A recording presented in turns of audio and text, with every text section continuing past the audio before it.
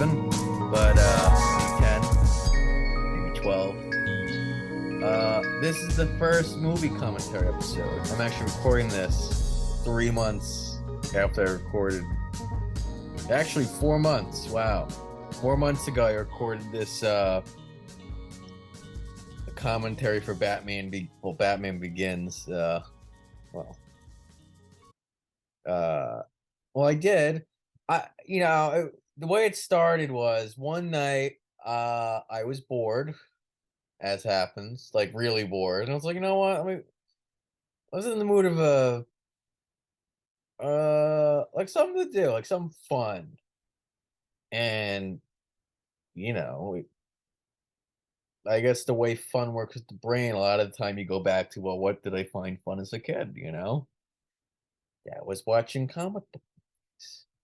Uh, which is I've talked about on the podcast has grown. I've become less fascinated with the genre as I've gotten older, but I don't know. I was in the mood, and then for a while, I was trying to find a way to have a podcast where I don't need any guests, and I just could never do it. I, uh, I, it's like I hit record and it just dies because I don't know. It just does. There's no what I found out, there's no auto generating thing. With a movie commentary, you're watching the movie and you're commenting on it. It generates conversation. Without that, I can't do it. But I found it. I was like, wait a second, and I realized that a few months back, but I don't know. I just didn't think to try it. I realized it over the summer, but I got never tried it until now. And now, now I'm gonna try it. And I tried it, and I don't know, thought it was pretty good. Um, the audio might be a bit loud. Sorry. Uh, but other than that, look, that's it. Batman Begins. I'm sure I talk about its importance to me in the show, and that'll be that. So enjoy my commentary on Batman Begins.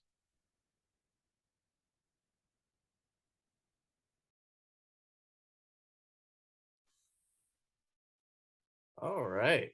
Uh, so we're gonna do a little experiment. It's just me. Welcome.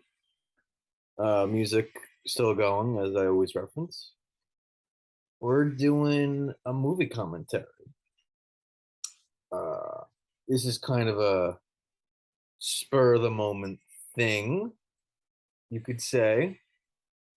Um, I sat down tonight. It is Saturday the 23rd. Uh, I'm going to bed and I'd say 2 hours. Well, I'm going to take my melatonin in 2 hours and around 30 minutes. But bored and was just trying to think of something to do. I sat down to start writing a thing, and then I remembered, and while doing this thing, I was watching a certain film, if you will, film. And as I started doing that, I remembered I wanted to start doing movie commentaries at some point, and then I kind of forgot that idea.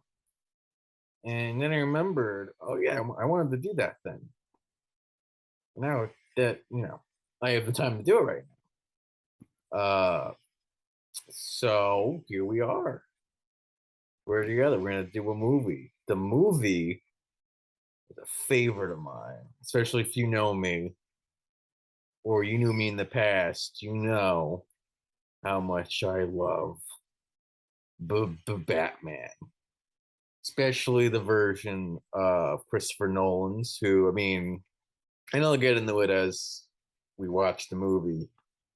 Uh, but for a lot of my generation, this movie is kind of, I mean, I mean this more literally than you think. I'll say. It's kind of like the gospel. That might sound ridiculous, but yeah, I'll explain later. But for me, especially this movie, this and its two sequels for years, and maybe even still now, and that's also what we'll talk about if it still holds true. They're my favorite movies ever made, and I think it holds true for a lot of people, especially the second one. I think a lot of nerdy people turned writers and directors and uh, you know people who want to write movies and work in Hollywood who are my age. Let me just say that the people who this is their favorite thing, it's not few. Let's put it that it's not few. There's a lot of those people, and for years I was one of them. In some ways, I still am. And yeah, that'll be how we kind of do this dialogue. I have the movie queued up. I have a Sprite, uh, uh, cup of Sprite, and we're just gonna go do it. Uh, I'm gonna hit play now, and here we go. Um, Let me just. There we go. Hopefully, this isn't too loud.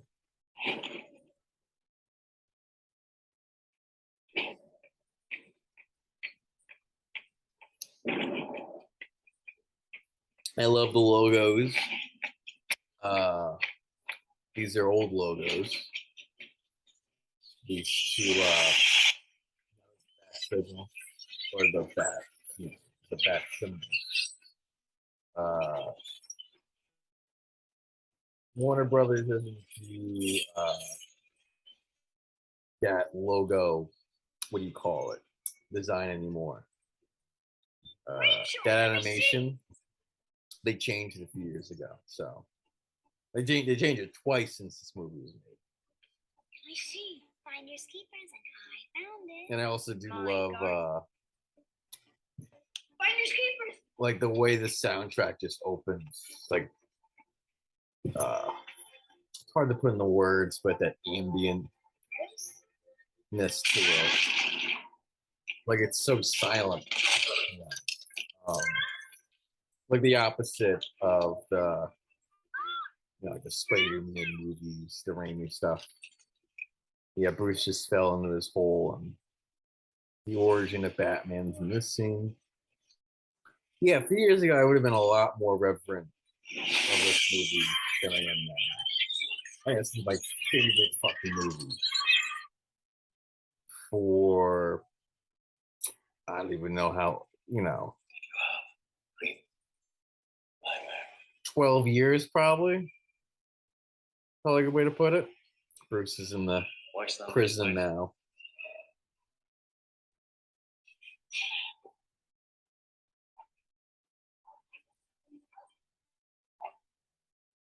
Um,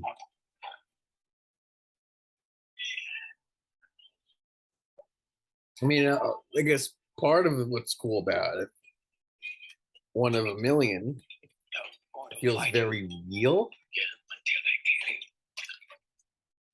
Like the idea of just beginning in a prison when I was a kid was like, whoa. Like, I mean, I know the whole thing. It's been so much of this stuff that I'm going to say about this movie has been talked to death by my generation.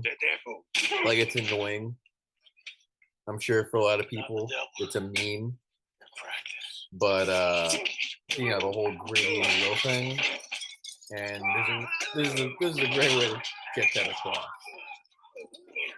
I think that's what we're going for.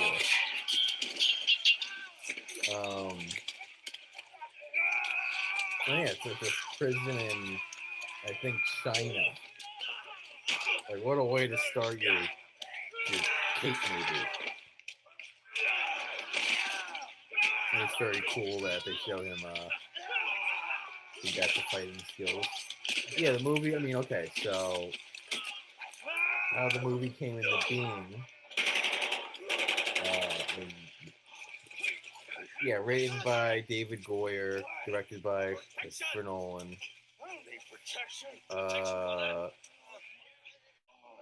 David Goyer. Yeah, Jonathan Nolan is not on this movie yet. He comes in. Are you so desperate to fight criminals that you He comes in later on the last two. Actually, I counted 6. Yeah, this is scene. I've done this twice. I'll do when I'm studying a movie, and I don't do this as much as I should. Maybe. My name is merely Ducard, but I speak whatever. Right The way I did it, I do scene 1, scene 2, scene 3, scene 4. And I describe the scenes, and you get a really good idea how a movie works that way by just literally just watching a movie, and every time there's a scene, stopping, noting what the scene is, and then moving on. So this is scene 3, and it's a. I can't imagine writing dialogue. I don't know. I'd be very self-conscious if I wrote dialogue this pretentious, mythological, to use a nicer word.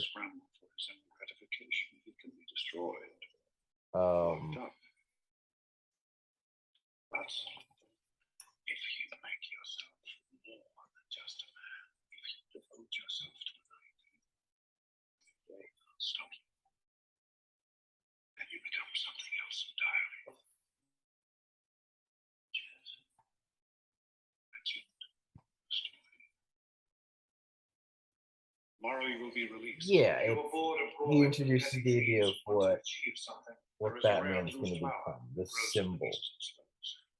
You know, it's, again, that's shit you didn't really deal with in these pop blockbuster movies. Like it's not Shakespeare, but I don't know what the word is. It's Joseph Campbell, and it plays it straighter than Star Wars ever did. When they talk of symbols and that kind of thing. Again, that's a huge part of what resonates with me with this movie. I was listening to something with Kevin Smith and Mark Bernardin, two bona fide nerds, nerd of nerds, and they actually don't like the earnestness. They call it earnestness. I actually love it. I love that it's trying to go for, again, if you watch both movies, it's a silly comparison. I think it's still getting later, but like the Lawrence of Arabia thing, David Lean stuff, Dr. Trivago. The fact that it's going for that is, I like that. I like that it's going for that. And I think, because Nolan's, let's talk about, again, him. His example was Superman, 78.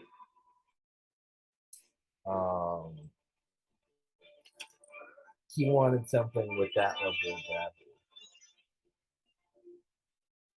Well, the word gravity's not the right word. He called it, I don't want to look it up right now. It's a word, starts with a V, verisimilitude. That it feels real. And Superman, if you watch the movie, it's as real as it gets for what's still a very comic booky movie. But this really goes and takes it and into it.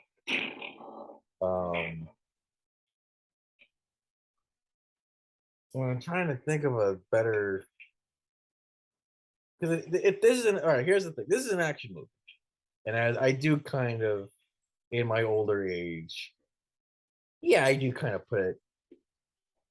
It's a lesser movie than a drama, as I'm sure a lot of nerds will not like me for saying that, but I we'll get into that later, but I do. The next movie I want to do The Master next, from Paul Thomas Anderson.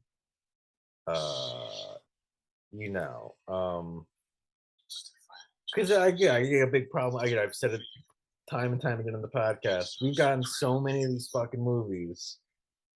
Like these are the only movies we really get. Not only, but if you look at the top 10, blockbusters every year, it's going to be something like this, which before Star Wars and Jaws is not the case.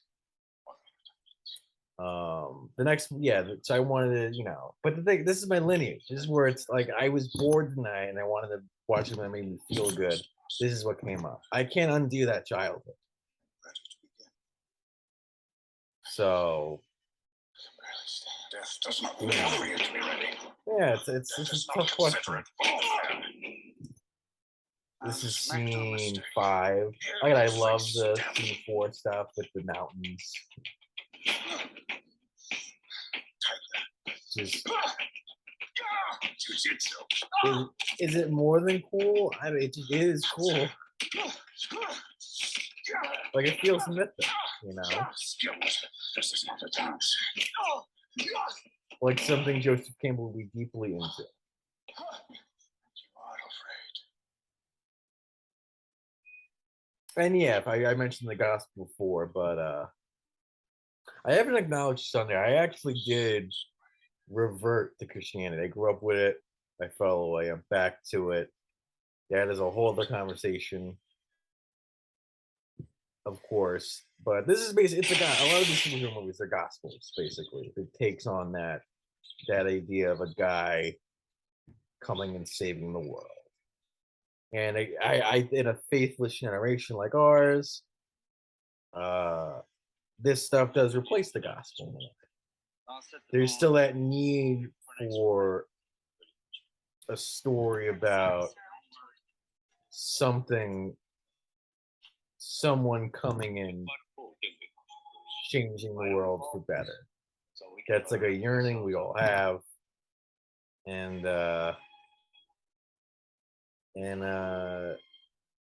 this is what it is. What this movie, this is what the Avengers is. What this movie is. What the sequels are. Star Wars, all that. It's all basically,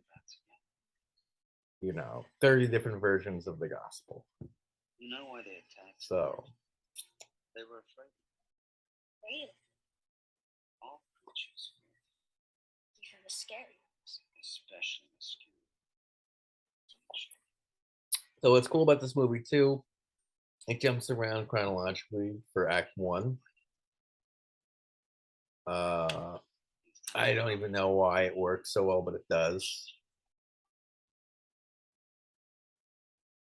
The score, again, if you know me, you know how much I fillet things, but that's the way to say blowjob. But I do.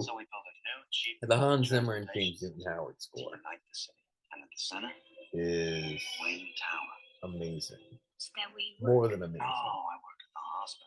I leave the running of our company. And Howard handles the emotional stuff. Wow. Hans Zimmer the action stuff. And here, this scene's all, the stuff is all Howard. That theme, I think, that's, I guess that's Bruce Wayne's theme. Like it's some sort of innocence theme.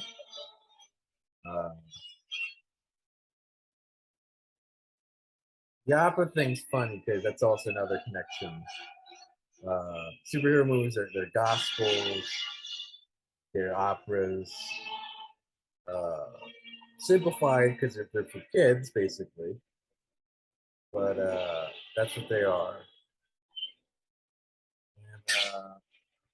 And I remember I forgot one I watched recently, but this really does cut to the murder of the Waynes pretty quickly.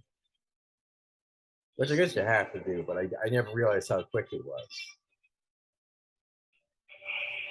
So, I remember thinking when I was younger, I do like the responsibility Peter Parker has for Spider-Man, for Uncle Ben's death. I actually do like that a little better. I think that's a little cooler. Because that really is his fault in some way, but this is not his fault, really. Whoa, It's that. George, thanks. That's fine. Just take it easy. There you go. Joe Chill scene. Always like the revolver. It's fine. I mean, everything, it just looks, I don't know, it looks real. Now just take it. Again, I'm trying to think of a comparison. When The Wire comes up, I don't even know if no one watched The Wire at all, ever. And I do think The Wire is a much strong, you know, it's a stronger work. It's more important. It's a little, you know. But you know, it's not fucking Tim Burton. It's not Sam Raimi's Spider-Man. You know, it's not the fucking Marvel movies.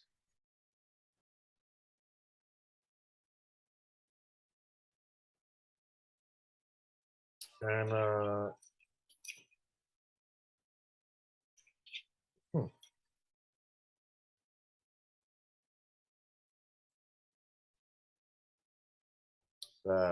I always love this scene. I love the callbacks to it in movie 3.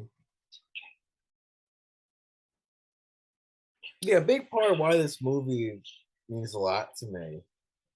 I mean, because that's what I like about movies. Any art, it tells you about the person who likes it. And it sounds obvious, but you know.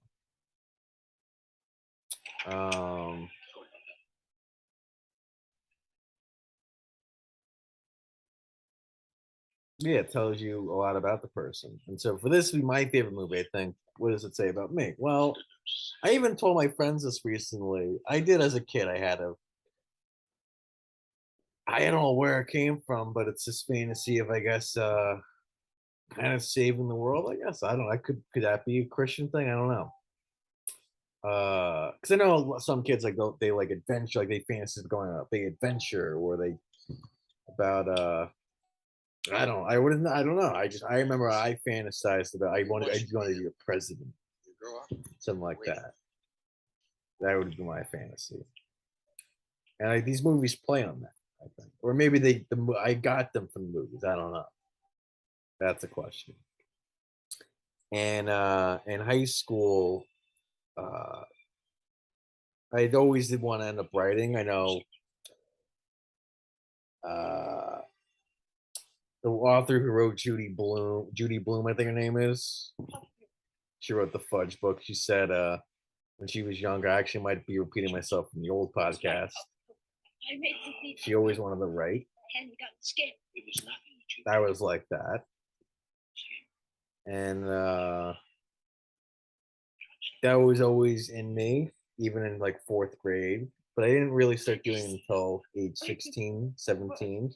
And of course, the thing I ended up writing, I tried to write actually something different. I actually tried to write something a lot closer to There Will Be Blood.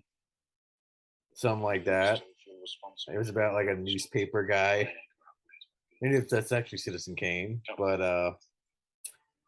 I was too young.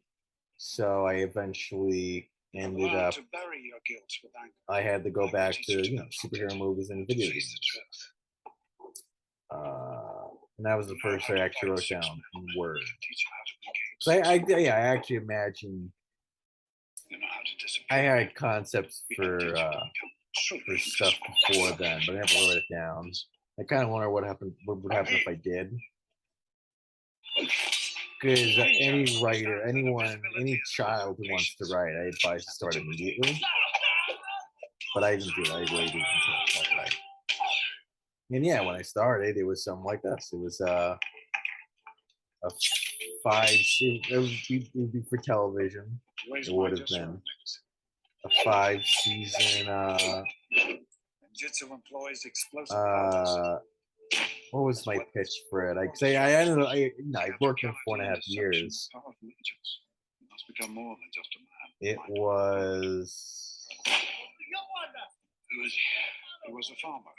Oh, tried to take his what was neighbor's it? land and became a murderer. Now he's in It's, prison. it's a little pretentious. I call it Lord of the Rings for a post 9/11 world, but it is of that kind of scale. It's a mythic. It's a gospel, basically, Messiah story. Aaron's death was not your fault.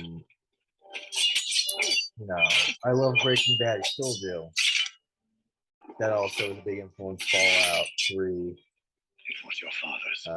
Those are the big three influences on that story. It would have been a comic book.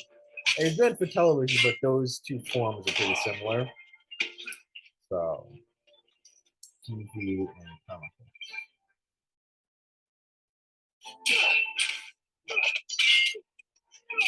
I love this scene very much. Training. Your father failed to act. Look at that. This is Hans Zimmer score. Let her train. And it's actually, I didn't learn this until I think college. The music playing right now on the ice, that's a version of the end music The will to act. in Dark Knight and Rises. That is, yeah, it's the same music, but I think in G minor instead of D minor. Sacrifice sure footing for a killing stroke.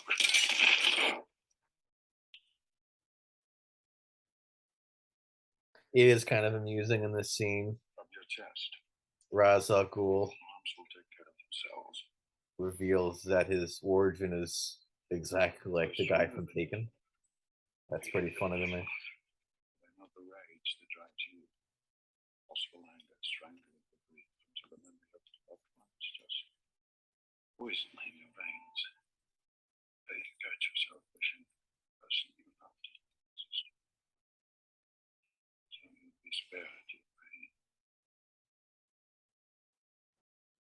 I wasn't always here in the mountains. So I had a wife. Great love. She was taken from me. I was supposed to love. Nice little background about Nolan Goyer, which I wanted to get into. Nolan, he's a filmmaker. He is like, I'm not. Kind of when I was a kid, like for a few. Well, yeah, I mean, I kind of wanted to be, but I did not have the network available to me at the time to really fulfill that. I remember it was like fourth grade.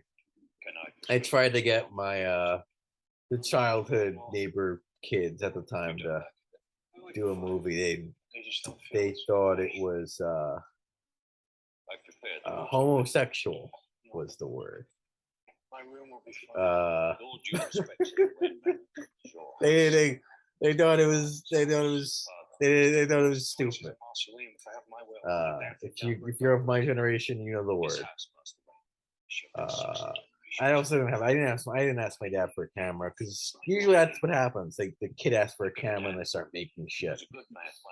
I did end up writing like a shitty script or a short story with another one of those neighborhood kids. Weirdly enough, we actually that kid I'm referring to was a bit creative, but as I talked about on the podcast once, Staten Island was very good at killing that in you, so he dropped it pretty quickly once he entered like middle school. Sports was cooler and other shit. I love sports, by the way, still, but I like this stuff too. Nolan, not that. He was like Rian Johnson was that, Spielberg was that. Lucas wasn't. But Spielberg, Rian Johnson, Nolan, all kids playing with cameras. Vince Gilligan, I think, was like that. So his journey to this movie was, making short films, making a movie for I think 60 grand out of his own pocket. Full movie, like 80 minutes to follow in, which I do have an ambition to do. I do want to do that. But he's weird. He's not a personal filmmaker at all. If you watch The Following or Following, it's a noir.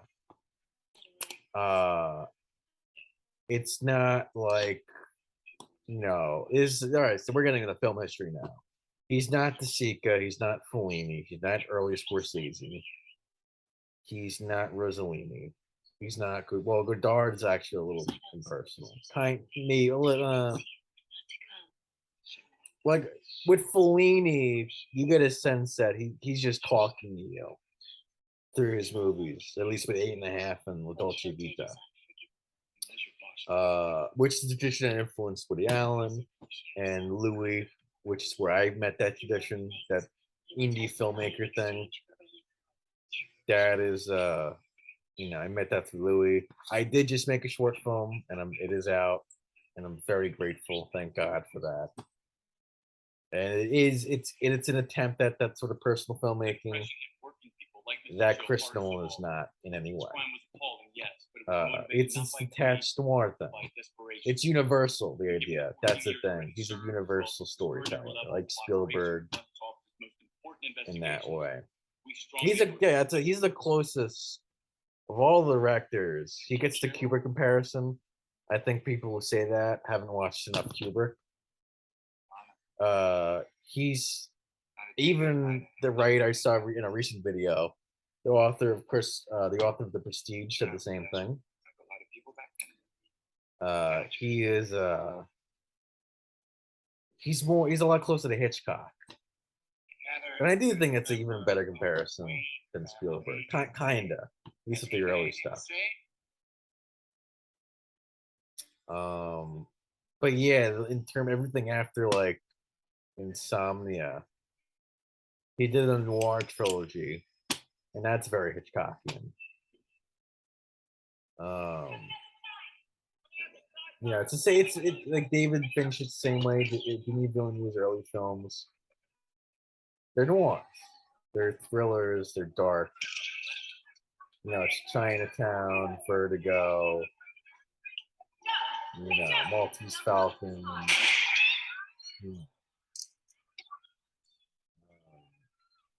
That kind of thing. The Big Sleep, Rain Chandler. We don't need to see this. Who no one did like, apparently. Who does like. But once you get to this movie, he's Spielberg. He's Spielberg, he's Lucas. He's operating on that thing.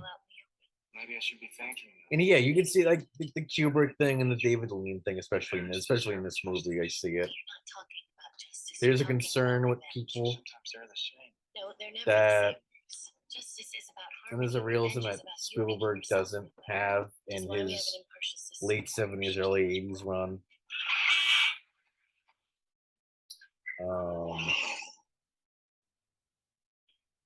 But what was I saying? Oh yeah, so this city once he gets to this movie, he's they talk about the Depression as if it's history, and it's not. Things are worse than ever down here. Falcone floods our streets with crime and drugs, preying on the desperate, creating new Joe Chills every day. Here's the thing, I want to address with growing up with this kind of filmmaking. He's destroying everything. It makes getting into filmmaking wanting to create stuff like this. It's very fucking hard. You want to thank him for that? Here you go.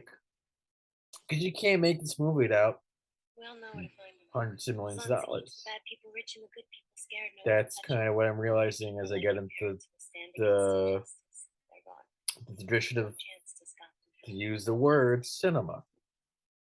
It makes sense if you watch again Godard, who again just passed, by the way, De Sica, Rossellini. You can see how you could get inspired to go make your own shit. Even Woody Allen. But this is like, you can't do this in your basement. Even theater, literature. You can copy those stories with a camera if you're young and go from there. But this is so escapist. It's a comic book because it's fucking based on the comic book. So you have to go to comic books to really do it. I've been recommending, if you like this stuff, go to prose, novels,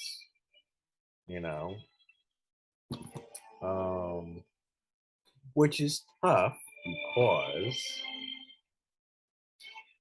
there's it's not images. If you grow up with I read a little bit as a kid, but movies were the thing, video games were the thing, television was the thing. So prose is like, you know, Oh, gun. I meant it's not a natural language to me like film is. So, and that's why comic books are an amazing happy medium. But that you need an artist, and I don't draw, and I don't want to learn how to draw. So, that's where personal filming came in. It's like, okay, if I can't tell this story, what story can I tell? And that's where the new movie came from, Vivian's new album, out now on YouTube. You haven't thought it through. You haven't thought about your lady friend down And that's actually, yeah, I'm trying to. Well, I'll tell you in a minute. Let's. I want to watch this. People from your work have so much to lose. Now you think because your mommy and your daddy got shot, you know about the ugly side of life, but you don't. You've never tasted desperate. You're Bruce Wayne, the Prince of Gotham. You'd have to go 1,000 miles to meet someone who didn't know your name. So don't come down here with your anger, trying to prove something to yourself. I actually This is might. you never understand, and you always fear. I might go back to writing while recording it. Let's do this. So that's what I sat down to do. This is, yeah, he's getting punched. Yeah, you got spirit, kid. I'll give you that. More than your old man, anyway. He is a brutal one. Told you about the night he killed your parents. He said your father begged for mercy. Like a dog. Begged. Like a dog. Like a dog. Like a dog. That's a Chicago accent, by the way. Which Ledger uses again. I think dog. Nah, it's weird. Maybe it's might be, I don't know, might be Boston. There's some humor in the movie. Like that. Should have kept better.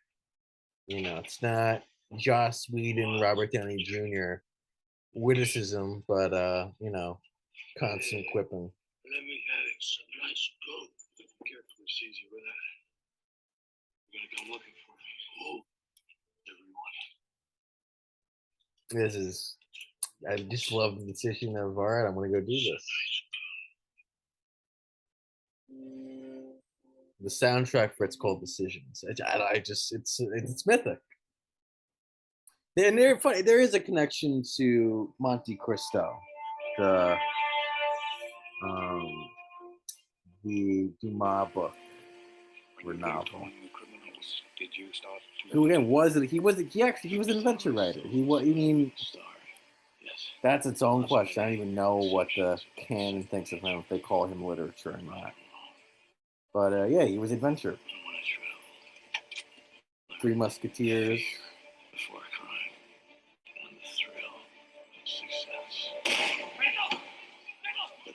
And I've seen this recommended before, but I mean, all right, because there's a fucking show I think on HBO Max that's about the butler, Alfred. Who, by the way, for years I thought it was Alfred, not Alfred. Alfred. I don't know. My best friend from high school had to point that out to me, which is a bit embarrassing as a Batman fan. But anyway.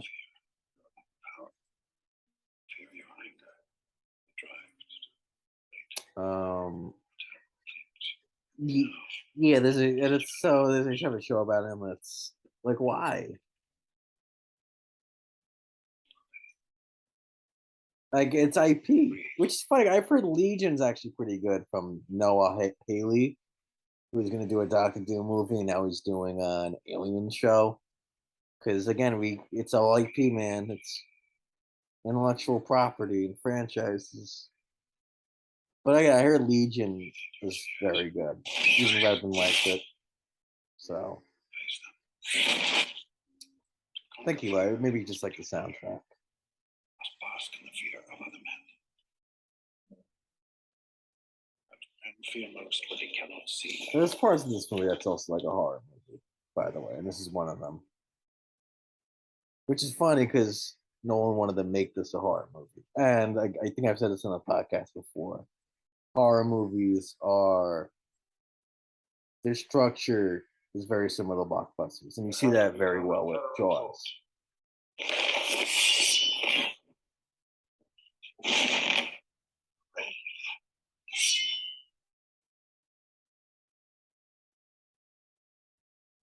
To become an idea. Yeah.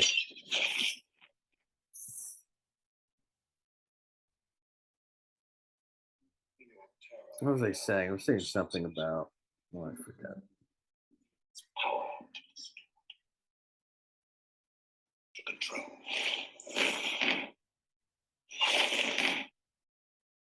Know that this power can be yours.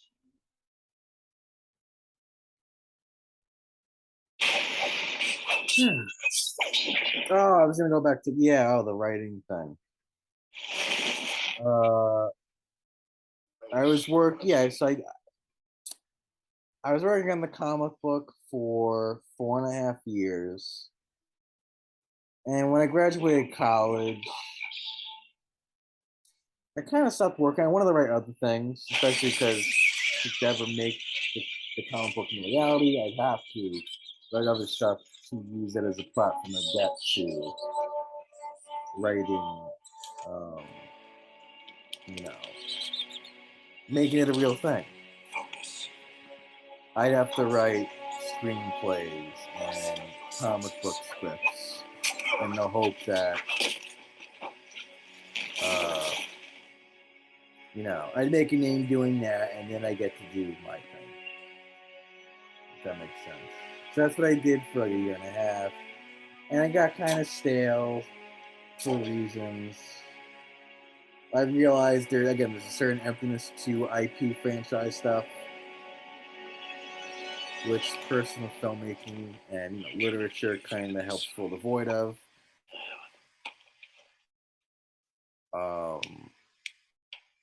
I got more into that kind of thing. I got the big moment for me, and I'll talk about this more, I guess, because I do want to do the Godfather commentary. That was a big moment. It's like, oh my god, I didn't get this movie when I was younger. Now I do. That was huge for me. So I did get Taxi Driver. Taxi Driver I really understood. And yeah, I'll do Star Wars, and I'll do Jaws. But first, Like to me, that's the big four of American film. So much comes from those traditions, I'd say. You get the blockbusters that come from Star Wars and Jaws. With The Godfather, you have all those classical Hollywood stuff. Gone with the Wind, Lawrence of Arabia, Casablanca. People in rooms talking. I love that line. I love this that line about compassion. And it's Christian. It's what it is. It's Jesus. You must have compassion for your enemies. That's what separates you from them. And what's coming up is a fucking amazing action sequence, I gotta say. Nolan's actually gotten shit for being a crappy action director, especially in this movie, but this is one of my favorite action scenes in any movie. like Constantinople. And I think it's this much. I don't know if it was his first one he directed, but chronologically, this is the first action scene in the movie, which is cool because it comes in. I mean, there's two earlier ones, but this is the first big one at 40 minutes in.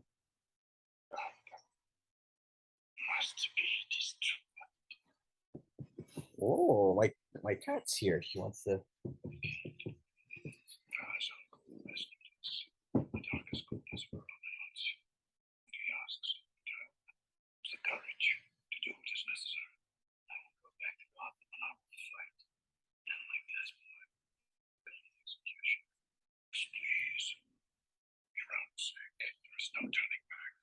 Ooh.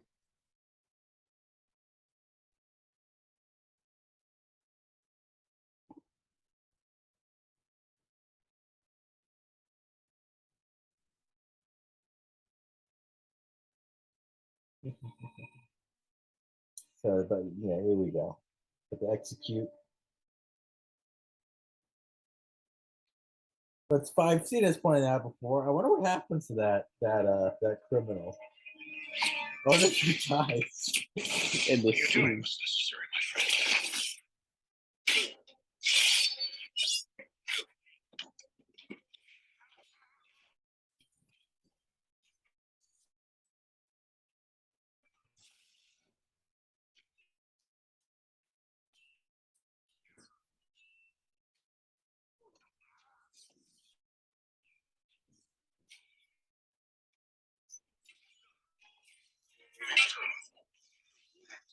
I guess this is such a cool sword fight.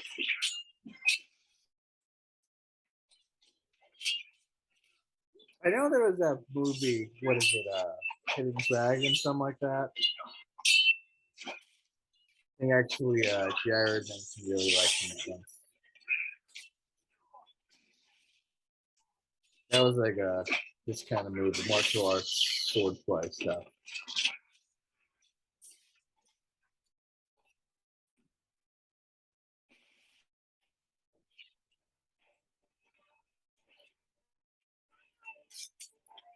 I asked casting of Liam Neeson as Ra's al Ghul was all time. That's awesome.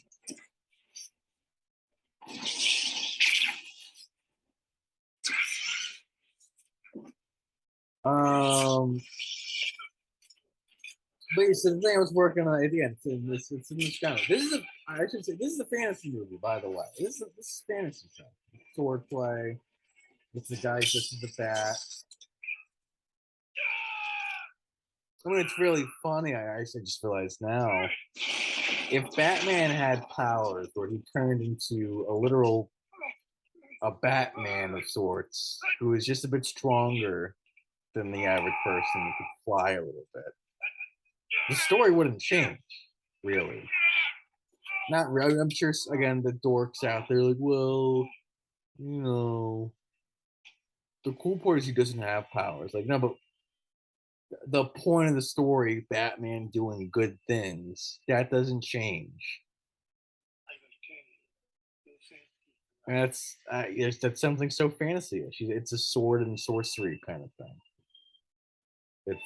You're going around, you're punching your way to do, using your fists to help people. That's actually, I found this out last summer. That is a Chinese genre.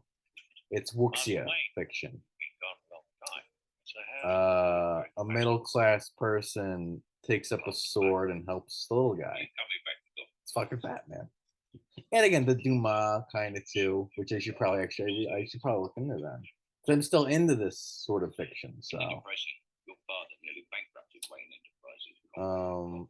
but yeah, the story I'm working on is supposed to be a fantasy novel, and it, in a way, kind of, I can see how it's replacing the comic book from high school. I'd say, weird because it's like I have so avoided it for many years. It's hard because it's sacred stuff. It's your first story, you don't want to overwrite it. But the chances of me ever being able to do that comic the way I'd want to, with no supervision, is it's kind of like winning the lottery. So I'm not counting on it.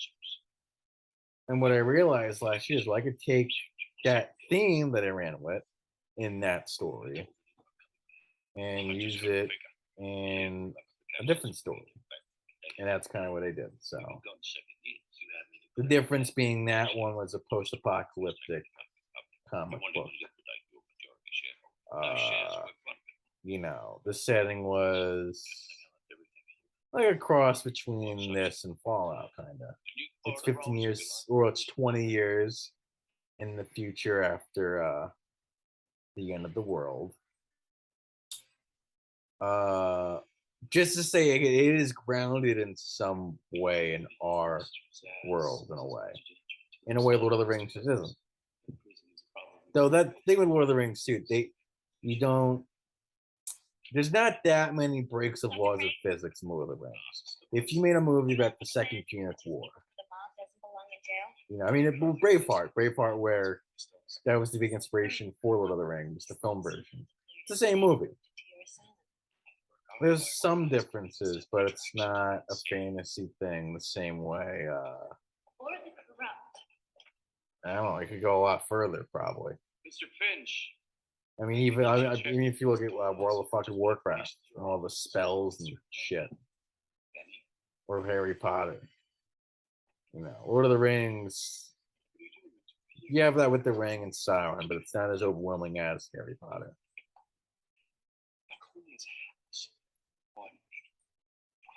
How can you say that? As much as I care about getting And so we're firmly now, by the way, Sweet. in Act 2. Now, Bruce is home, and now his goal, the premise of the movie, if you even look at like Save the Cat, that fucking screenplay book, he's gonna become the Batman. And I think this is where the conquering the fear thing comes from. Wow, I thought it was a little bit later in the movie.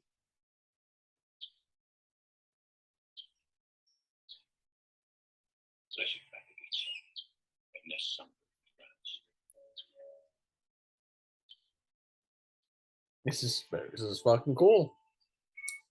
I'm sorry. Because yeah, again, Coppola, Scorsese, they hate these fucking movies. And they've been hating them since before it was cool to dislike them. Coppola apparently, he said something in 2008. He said he saw The Dark Knight, which is kind of interesting. Imagine him watching that movie. He said he watched it. And he said, yeah, it's great, but it's still a man in a costume. And Christopher Priest does The Prestige of the same thing.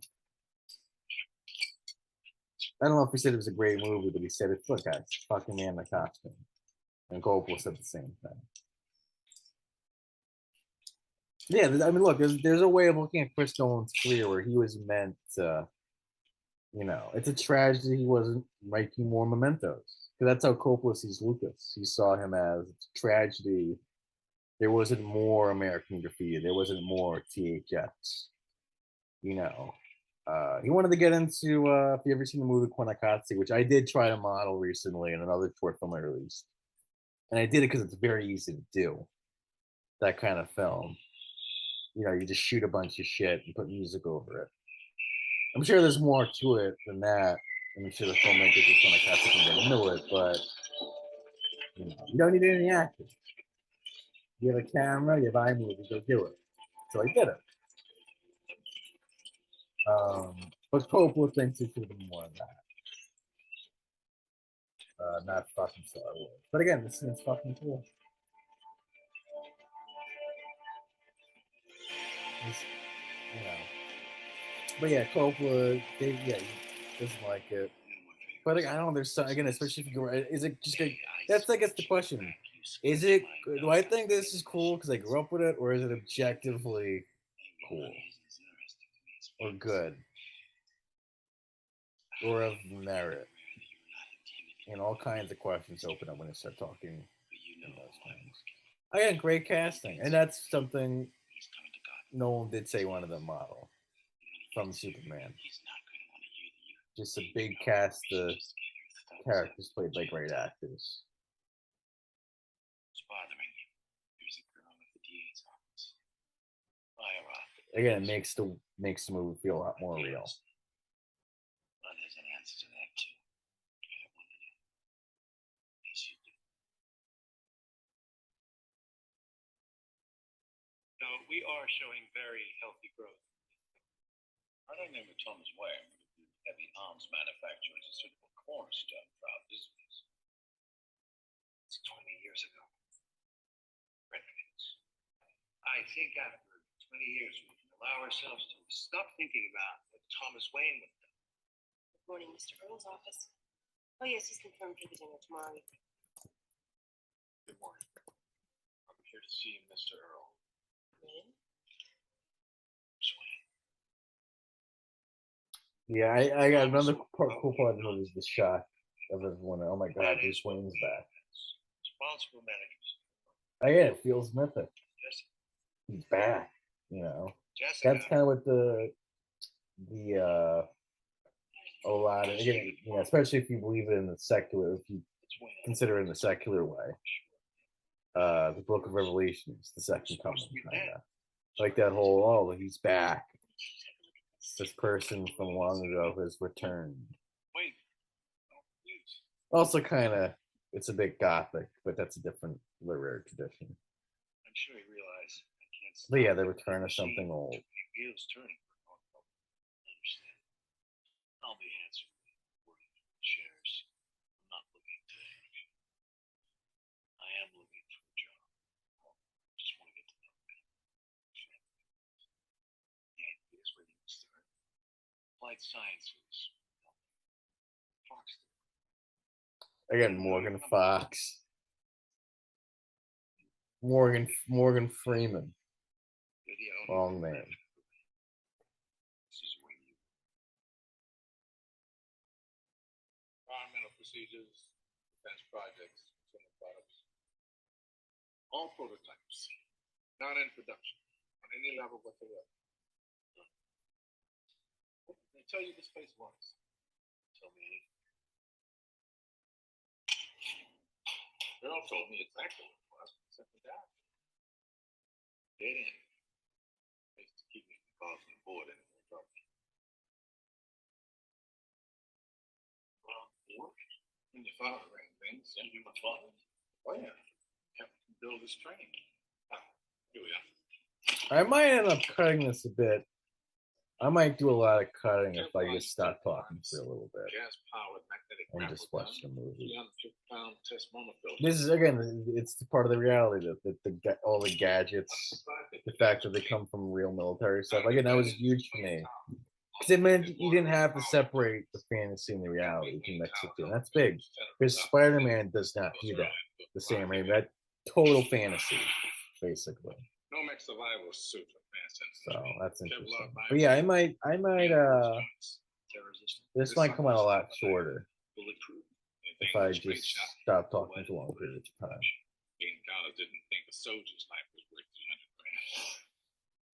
So, what's your interest in it, Mr. Wayne? I want to borrow it for spelunking. Spelunking. Yeah, you know, cave diving. I can run how much gunfire these days. Look, I'm around Mr. Early. Don't be Mr. Wayne. The way I see it. All this stuff is yours. Hey, give it a try.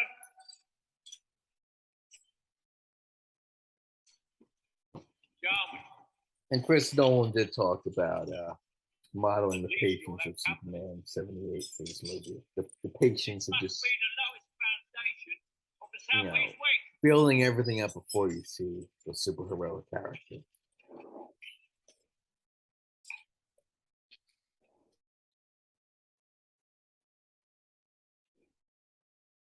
Civil War, your great-great-grandfather was involved in the Underground Railroad, secretly transporting free slaves to the north, and I suspect these cabins hanging over.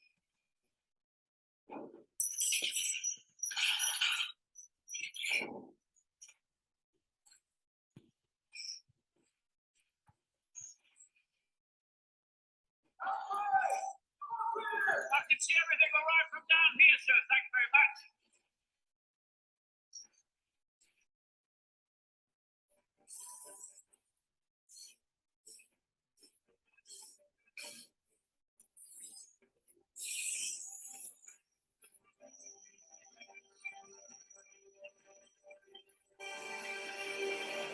We ordered the main part of this town, Singapore, by a dummy corporation. Indeed. And then quite separately, we place an order to a Chinese company. For these, put it together ourselves. Precisely. They'll have to be large orders to avoid suspicion. How much? Say, 10,000. Well, at least we'll have spares.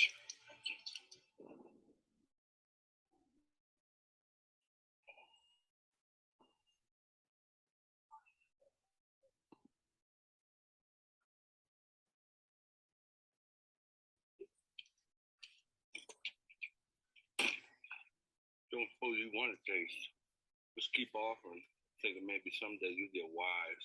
There's nothing wise in what you do, Flash. Well, Jimbo, you don't take taste. Make those guys nervous. Yeah, I'm it's not ready. not that insightful, but it's cool that Gordon's the one good cop, I That's guess. not too.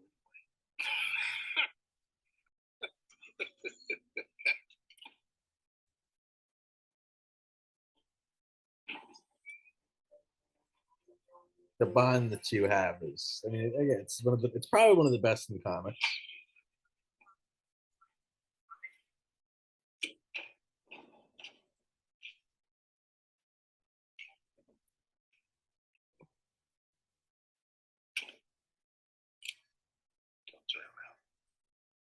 But yeah, there's something just cool about Batman without in his armor, but with just the mask. That's cool to me. Or the ski mask, rather. What will it take to bring it down? Leverage on Judge Faden. And the DA brave enough to prosecute. Rachel Dawes. Who are you? Much from my side. You're just one man.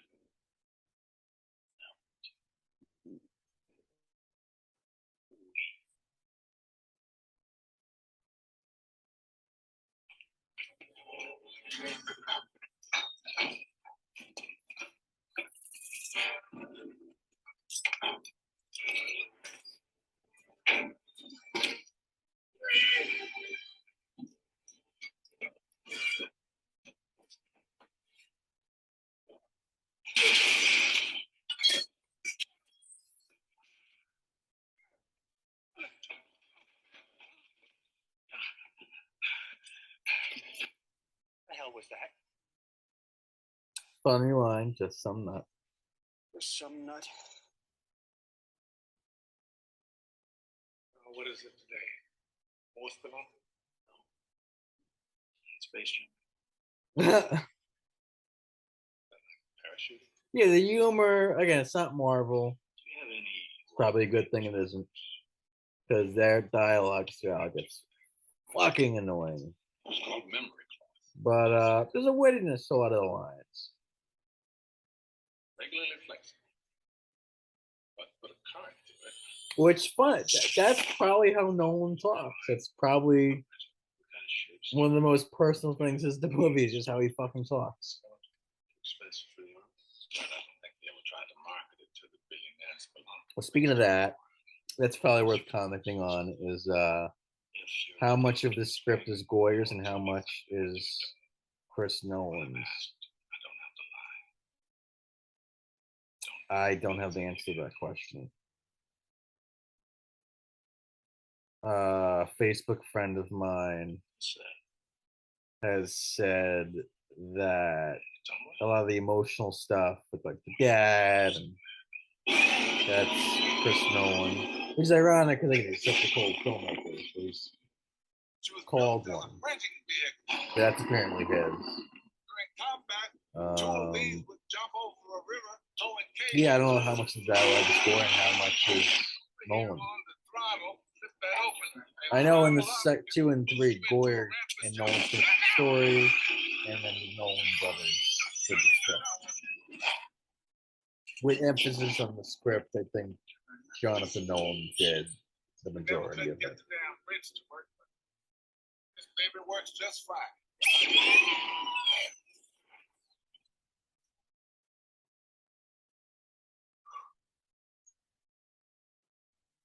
So what do you think? It's coming in black. Yeah, funny, you know, I need good you at line. the docks Thursday. I don't want any trouble with So we're getting to the midpoint of the movie where Batman shows his face. We're on the street is to get a beef with somebody in the DA's office. It's all right. And that there's a fat prize waiting for anybody willing to. If you're into screenwriting, So what's your point? it's Have you seen the girl? a lot of controversy surrounding the book, if it's too simple or not, but Save the Cat. Too much. Good introduction to mainstream storytelling Never underestimate or that. mainstream film. People get mugged coming home from work every day of the week. Sometimes things just go bad. Problem with the graphite. Which even look, even if Would be up to specifications. it's a shitty storytelling model, it's still probably good to know again, just because of how much Hollywood's followed the past 30 years. Avoid landing So. on your head.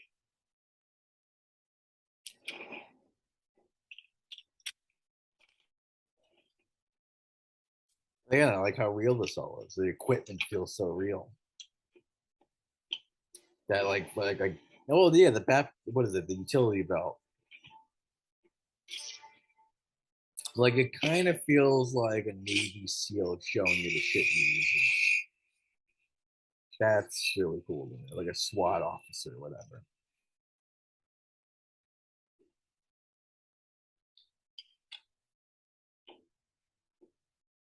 My bats lost the one. That's frightened me. This time my enemies share my dread.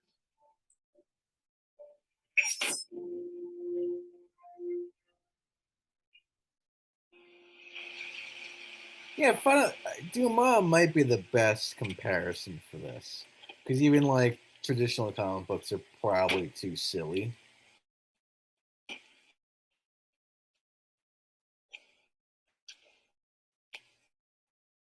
Which is interesting. I mean, there's Bond, but even that's a bit too silly. It's closer, but still not quite there with what this movie's trying to go for. Bourne actually is probably pretty close. And that's relevant because I've been reading a bit about that because Tony Gilroy is in the news with Andor, and you know the 57th, I don't know, fucking Star Wars, fucking Disney Plus. But I don't know. That's its own can of worms.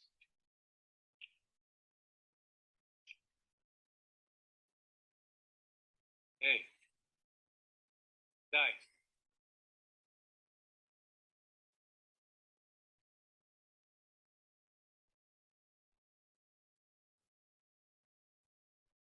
Yeah, this is a horror scene, basically.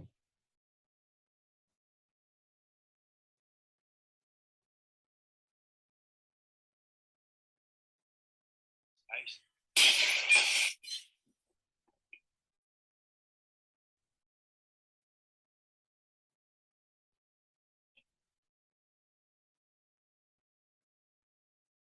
What?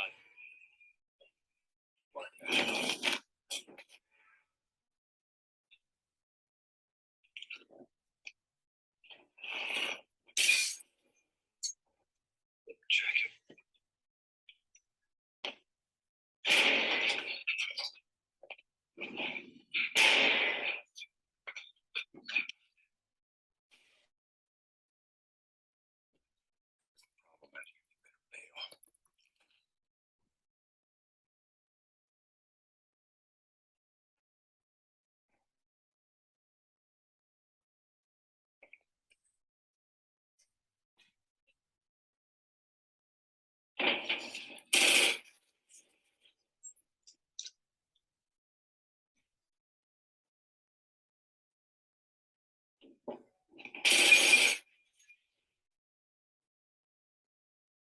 Where are you?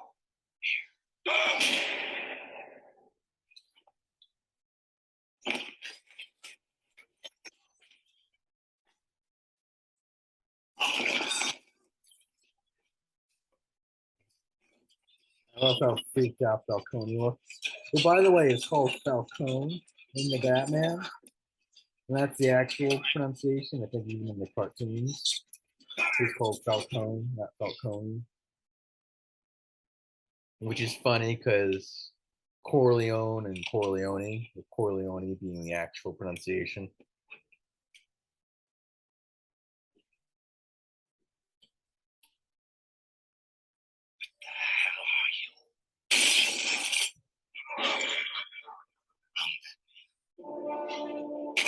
Very cool. Big moment. Let's go. Thanks.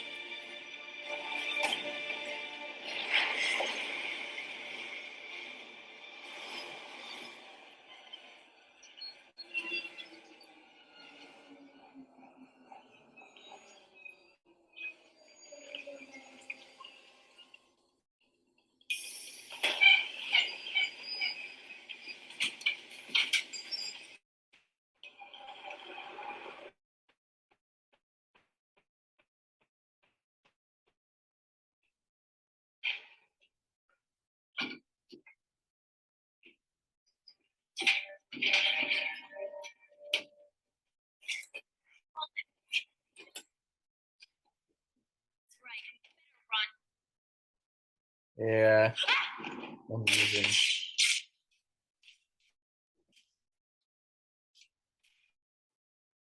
Falcone sent them to kill you. Why? As you'll see on the YouTube comments and any internet discussion ever, people really like that version of the voice, Leverage For what? to get things the moving. infamous Bat Who are voice. you? Someone like you. Someone who rattled the cages. It's also worth mentioning how much this movie looks like The Matrix. It helps a lot of action movies look like The Matrix, especially in 2000. Or, you know, the 2000s. Another time to it anyway.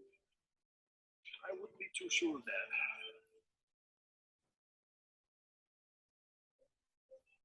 Love the music here.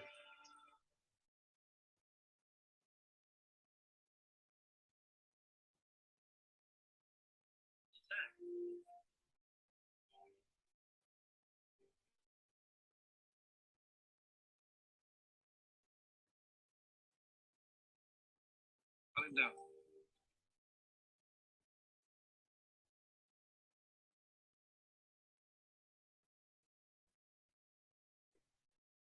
All right, end of that too.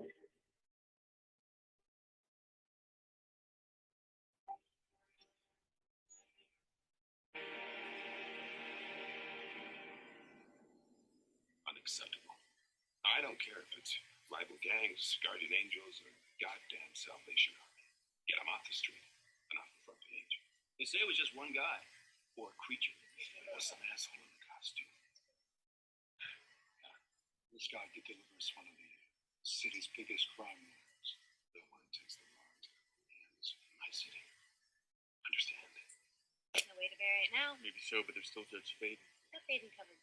Okay, what about this? Actually, I might do the Dearly Blood. I think because that's the bigger movie Crushed by a of giant bat. We've got Paul Thomas Anderson's two big drugs, Prince movies. I think that's the he's more Magnolia too. Let's do it. I might do that. Well, maybe. That's your Think nocturnal. about it. That's right, big. These billionaire playboys. 3 o'clock is pushing. Vice leading the Because technically, Dark Knight is still the more important movie of these two. Theatrics made an impression. Theatricality, deception, powerful weapons. It's a good story. If those are to be the first of many injuries to come, it would be wise to find a suitable excuse. Oh no. It's funny too is I know this. I mean, well, obviously, I know this movie a lot more than I know the fucking Master. As to what exactly That's for sure. does Bruce Wayne do with his time and his money? What does he do? Sports cars, make movie stars, buy things that are not for sale. Who knows, Master Wayne? You start pretending to have fun. This is the first moment Alfred doubts his abilities as to be Batman. The sanity of that. Cargo ships last night. Which this version doesn't question as much as others have of Probably Batman. Yep, The ship Act was carrying 3. prototype weapons I'm a that fan of microwave the emissions idea that there's 4 designed acts for, in movies, desert not warfare. 3. I It mean, looks like somebody Michael Arndt of Little Miss Sunshine, Toy Story 3, turned it and on. Star Wars 7 when it was known as just Star Wars 7. He is a fan of the 4-act Microwaves stuff to too. vaporize the enemy's Act water 2 supply. is it is 1 act, but there's that reversal that kind of makes it. The damage to the I ship see how was it's the catastrophic. same, The weapon itself but that midpoint distinction is, I think, pretty important. miss you.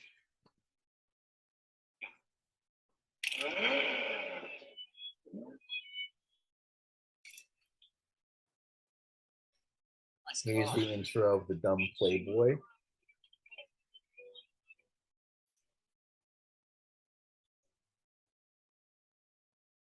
That iteration of the character, or persona. He's done something the police have never done. You can't take the law into your own hands. At least he's getting something done. Bruce, help me out here. Well, if the guy dresses up like a bat, clearly has issues. He's put Falcone behind bars. And now the cops want to bring him in. So what does that tell you? They're jealous. Sir, the pool is for decoration, and your friends do not have swimming. Well, there. I'm going to have to ask you to leave. It is not a question of money. Mine is hotel. Setting some new rules about pool air. I think the Batman deserves a medal. And a straitjacket to pin it on.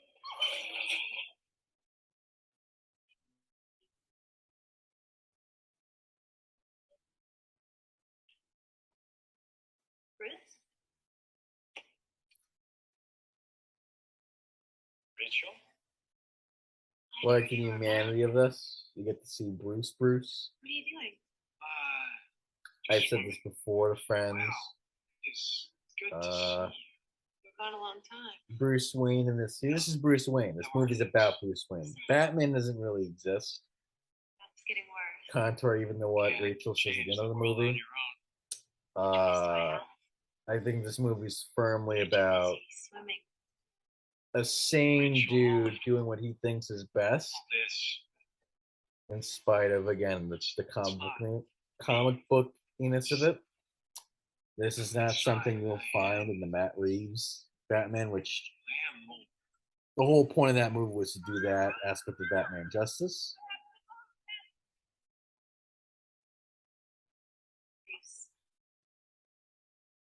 Tim Burns' Batman gets at that as well, and all the cartoons, the video games. But that's not that. It's not this Batman, It's what you do that defines you. which I like the best. You know.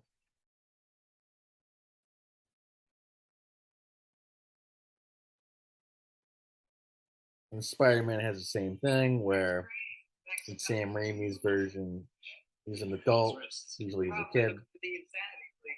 I like that more. I'd like to see adult Spider-Man. Because it makes it more like Superman, which I don't know. I like that. I like looking up to Spider-Man. It's all too much. Walls are closing in. Blah, blah, blah. Not a couple of days of this food. Won't be true. I want to know how you're going to convince me to keep my mouth shut. About what? You don't know it. I know you don't. Cops take a closer look at the drugs they seized. I know about your experiments with the inmates of your nut house. See, I don't go into business with a guy without finding out his dirty secrets. Those guns you used. I own the muscle in this town. Now, I've been bringing this stuff for once. So, whatever he's planning, it's big. And I want it. I already know what he'll say.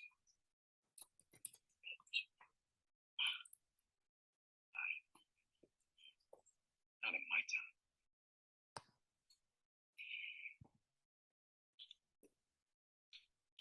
Would you like to see my mask? I use it in my experiments.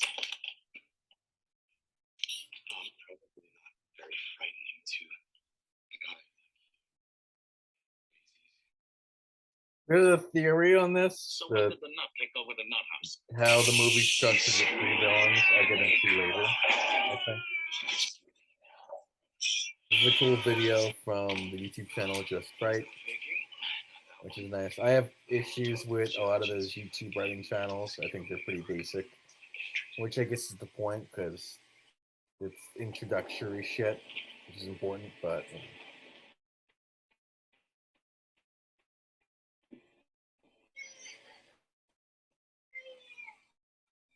But that's a good video, and it gets into how the movie's structured around conflicts with 4 different ways they handle justice, which is pretty cool. There's that stupid line, there's a storm coming. That's in one of these fucking movies. Your partner was Not a lot, but it's enough. It's an annoying line. Low-level enforcer. They were splitting the shipment in two. Only half went to the dealers. Right. What about the other half? Less. He won't talk. I had a friend, well, Talk to me. that's its own story. Wishing the Lord set up a massive. Someone I task force knew to catch you. He thinks you're used dangerous. that line in the script of his in class. I think you're trying It to was help. annoying.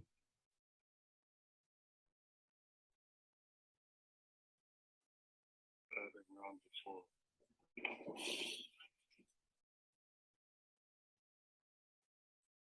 Like again, a lot of these movies, they're about faith and having faith.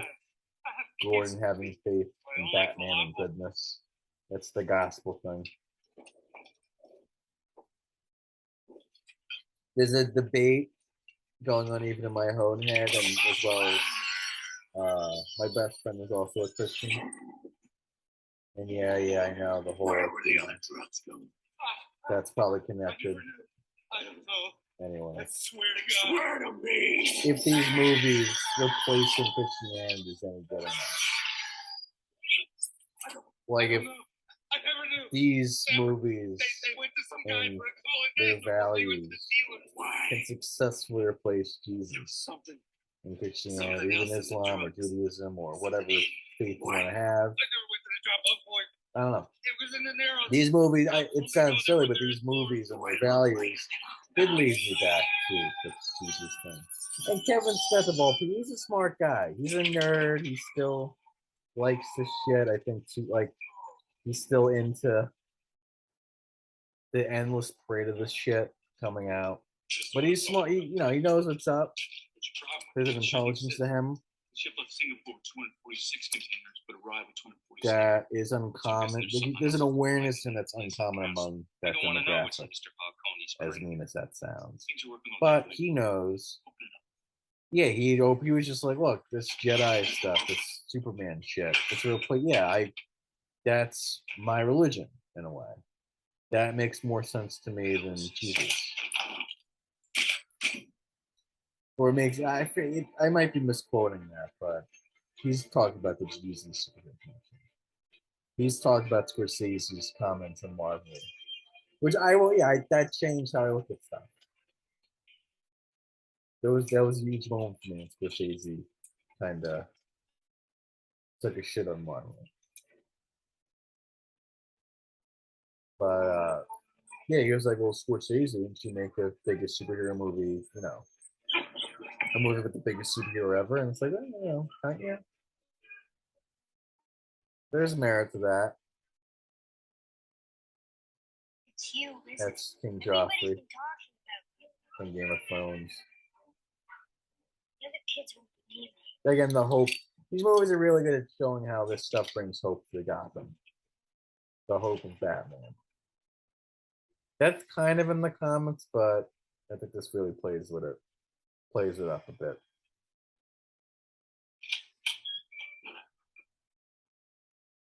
Whereas the Zack Snyder movies, well, yeah, the Matt Reeves movies about him going from a symbol of fear to a symbol of hope. That was pretty cool. Zack Snyder did the same thing. Oh no, that's connected to St. Paul. St. Paul, his backstory. Tony Stark is a similar story, by the way, to St. Paul. The sinner turned, believer. Maybe even the believer. Interesting enough.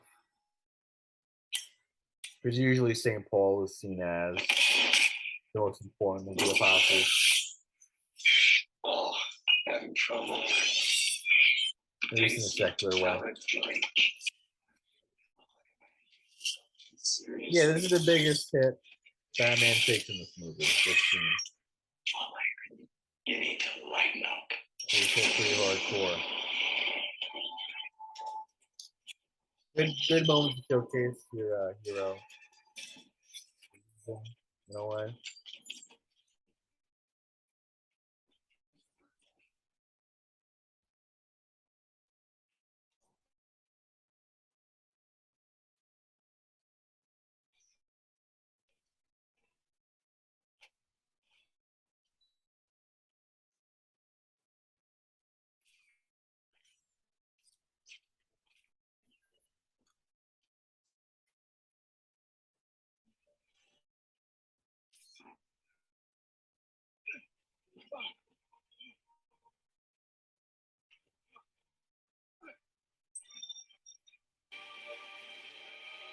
I like how broken, like he's roughed up.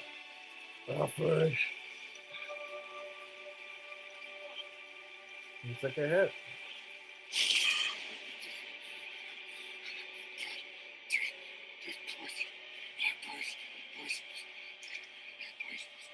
Yeah, like an hour left, so.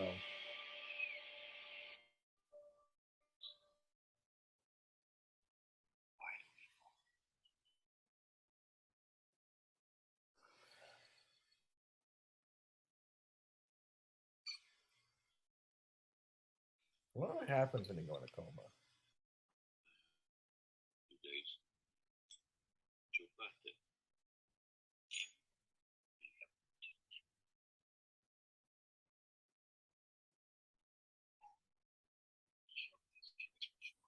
This was so much more fun.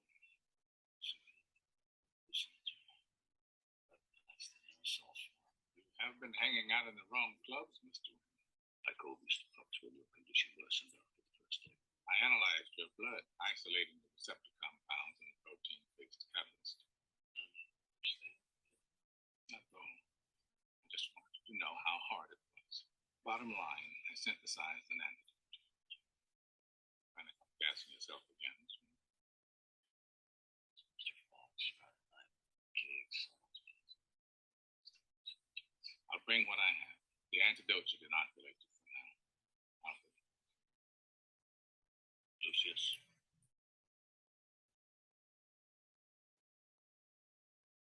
Sure you don't want to come? I have to get back. I just wanted to leave this. Rachel? Looks like someone's been burning the candle at both ends. Must have been quite an occasion. Yeah, I like the idea of Present. the climax being on Bruce's My boss birthday. has That's been busy cool. for 2 days, which in this town means that I should probably start by looking for the bottom of the birthday ritual. Rachel Doss. Who authorized that?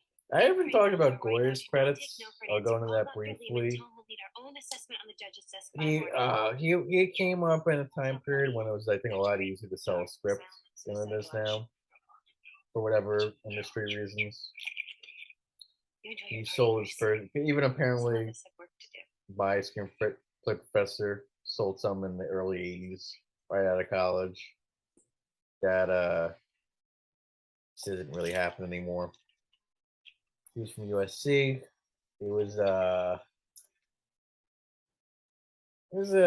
low budget action movie.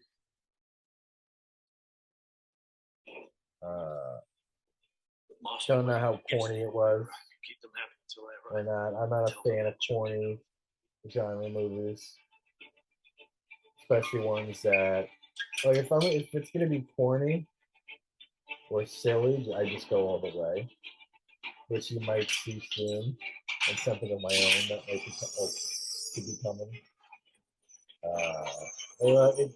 You know, I love Tommy sketches. I love how silly they get. And Roger Corman's movies, for example, are probably not comedy sketches. So they're not totally serious, but they're also not silly. That makes sense. They're trying to be a little serious. What's a big shot like you doing in a place like this? So, which doesn't work with me for whatever reason. But either that, I forget what else he did. It's a microwave emitter. I might pull it up in a few.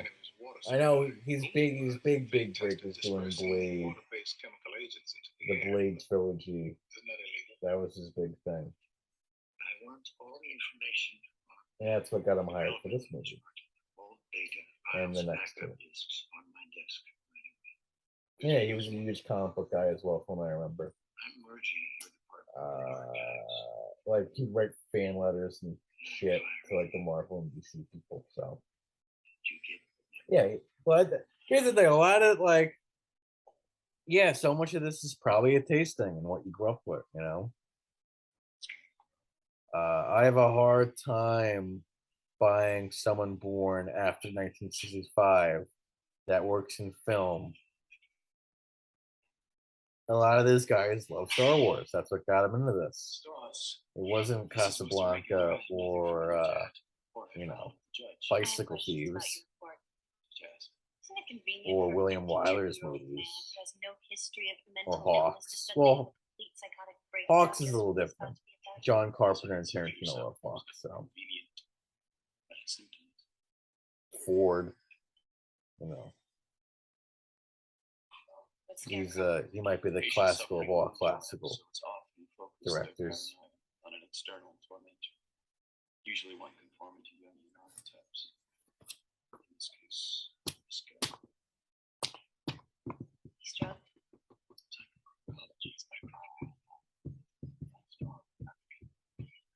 Outside he was a giant. Yeah, I'm trying to brainstorm more movies to do this with. This is I respect the mind's This is power nice. over the body. I like this. I do what I do to keep thugs like Falcone behind bars and not in therapy. I want my own psychiatric consultant to have full access to Falcone, including blood work. Find out what exactly he put in my head. First thing tomorrow, man. Tonight. I've already paged Dr. Lynn, my county general. As you wish. Yeah, he's a good villain. This Scarecrow. There's something I think you should see.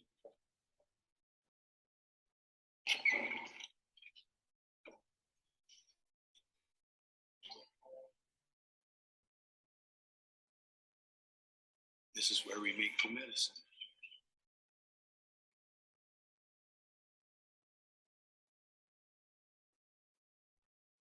Perhaps you should have some. Clear your head.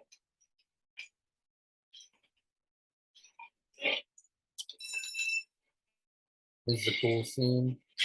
Very intimidating. Part of the plane.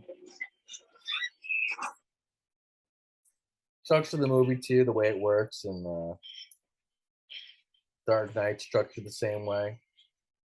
Dark Knight Rises not as much. Like the movie feels like, oh, it's building up to confronting the Scarecrow, and he's beaten, and then oh my god, it's Ra's al Ghul. This scene's great because it's showing you the horror of the horror of Batman. Yeah, he's fascinated with how scary he What is. anyone does when a prowler comes He's like around. looking forward to it. Call the police. You want the cops here? It's very They Brooklyn. can't stop us. I don't know what I think it's Brooklyn. You want the cops Batman. here?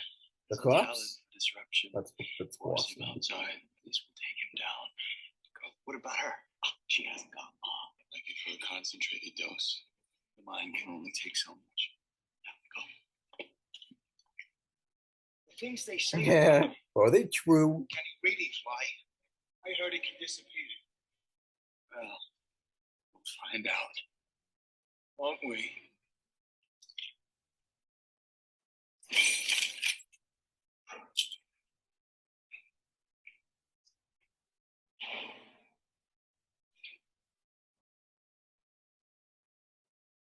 You shouldn't count how many action scenes are in this movie.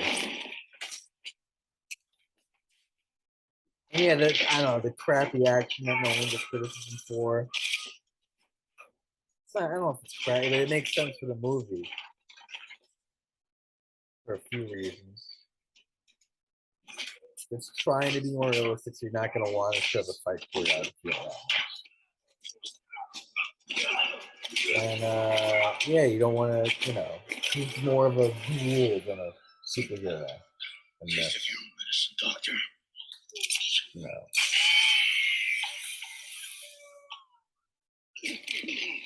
It fits the character more, I think.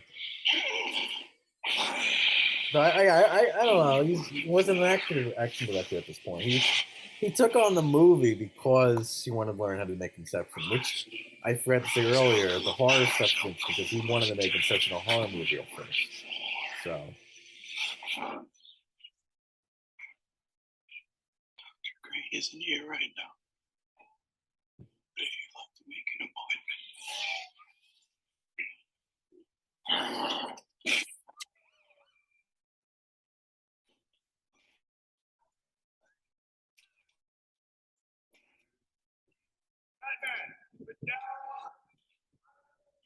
They call him Batman. It's kind of funny. We waiting for back up. Batman's in there. SWAT's on the way. But if you want to go in now, I'll be right behind you, sir. SWAT's on the way. Hey!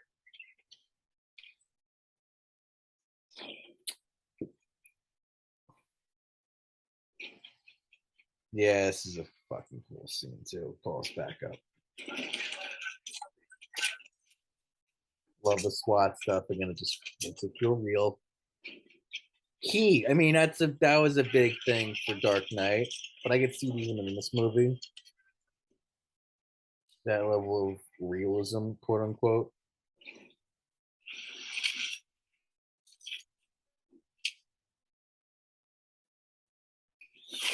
I can even see some of David Fincher's Seven in this. A little bit. What's happened to her? Psychotropic hallucinogen. Down to the medics. They can't help her.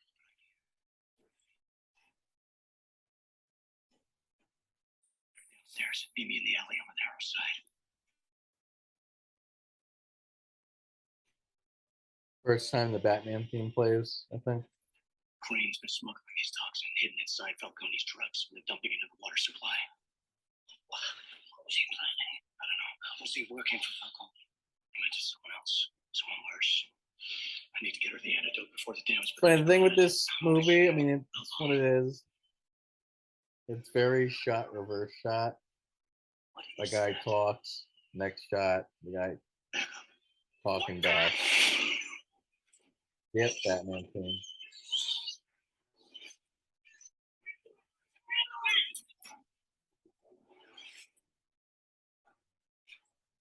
Kinda. There's this piece missing.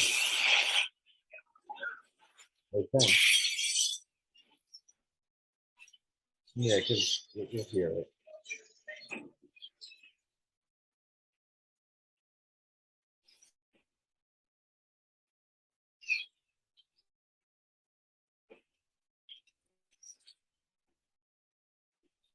And yeah, it's been pointed out, why doesn't he do that other times? I don't know. It's a fucking. See, it's like, man, it's shit like that. I've joked about this with Noah, but I do want to get in the program at some point. Still waiting on that. Jared's very busy. He's a very busy guy. He lives in Brooklyn. It's you know, whatever. Like if you're asking shit like that, well, you know, why isn't he in the next two movies? I see that same thing with Death Star. Like I was watching Star Wars and you know the New Hope one, and someone was like on YouTube, because I'm that guy who reads YouTube comments, of course.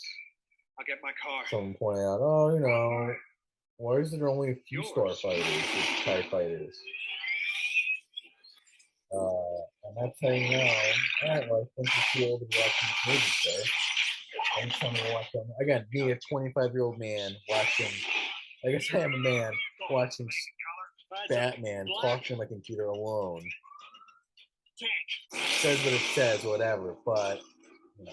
Stay calm. There's a way to work with the movie. You know, like it's fantasy. It's fantasy.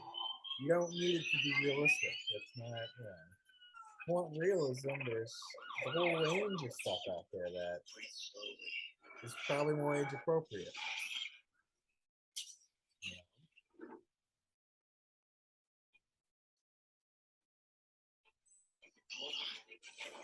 Which I do hope to showcase in future episodes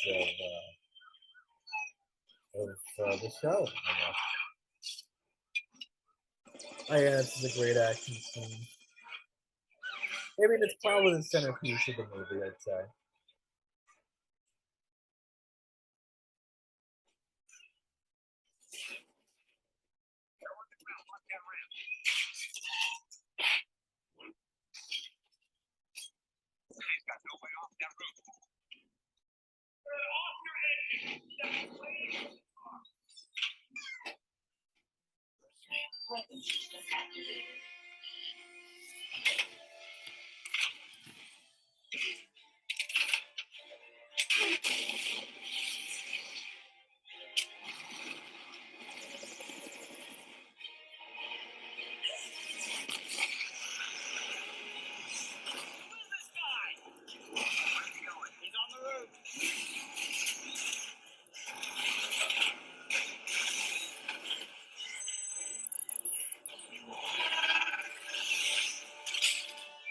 I may get up in a second. He's not on a tree, he's flying on rooftops.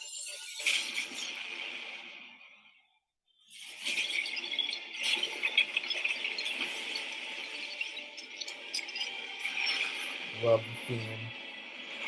The action scene in this. Totally dropped in movies 2 and 3. Don't know why.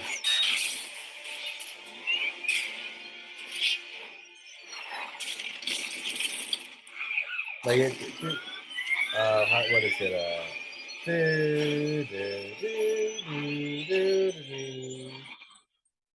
Not a movie Please scene. tell me what it looks like. Never mind. Funny, I flipped on Age of Ultron last night because I was bored. I don't know. It doesn't. Something about it. I can't. I don't know. It's hard to revisit. I know it very well. So there's nothing I forgot about that movie.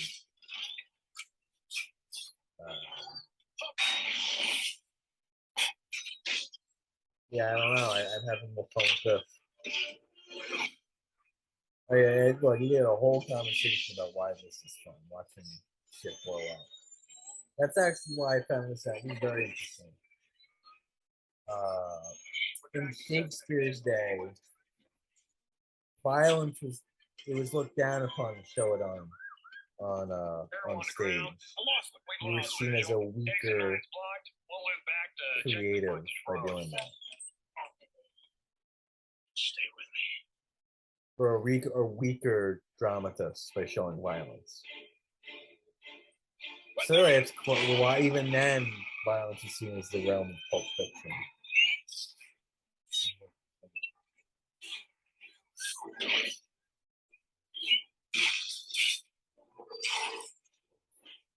I've been meaning to tell this joke to Redmond.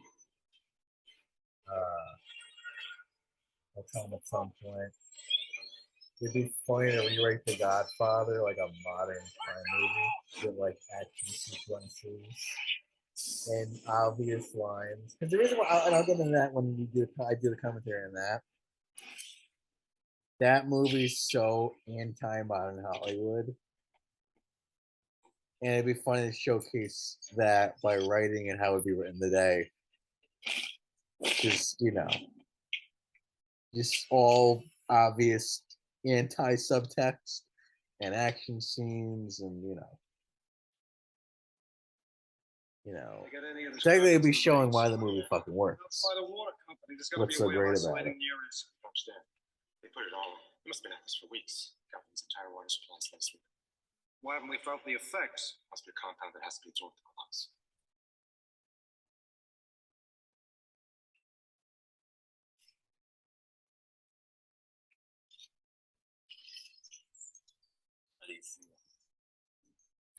Okay, so Mr. Bale is using his real voice in this Why did scene. you bring me here? It really works. Now be lost. A previously mentioned friend said he wishes the Bat voice was done Sergeant Gordon. in this scene. I think it's stupid. I don't have much for your friends. I'm gonna give you a It's set. not smart. I try to work on calling stuff stupid, but that is the thing that it's not many other words for that. It's calling spade a spade. Maybe. Mass production. Train was just a pawn. It's actually one of the positives of the Christian religion or any religion.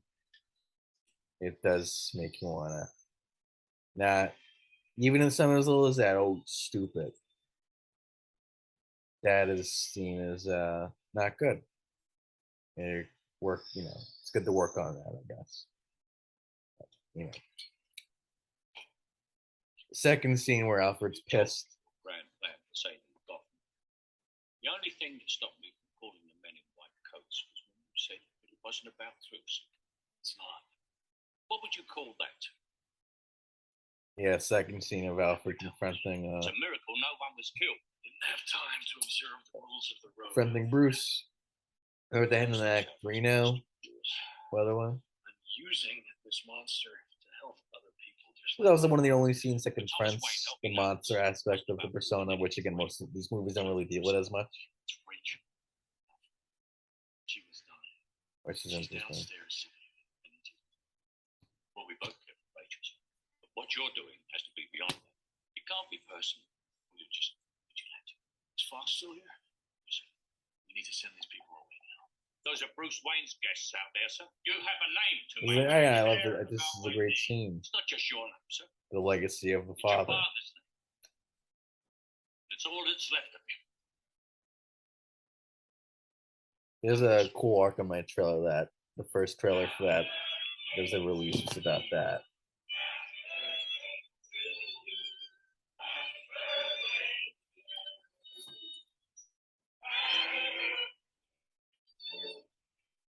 Mr. Earl.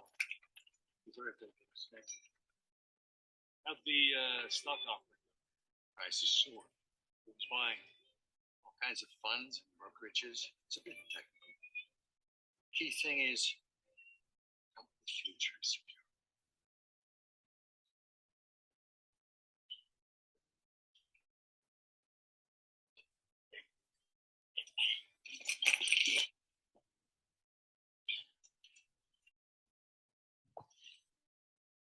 I think it's PP time. I think Ra's al Ghul is showing up in a second.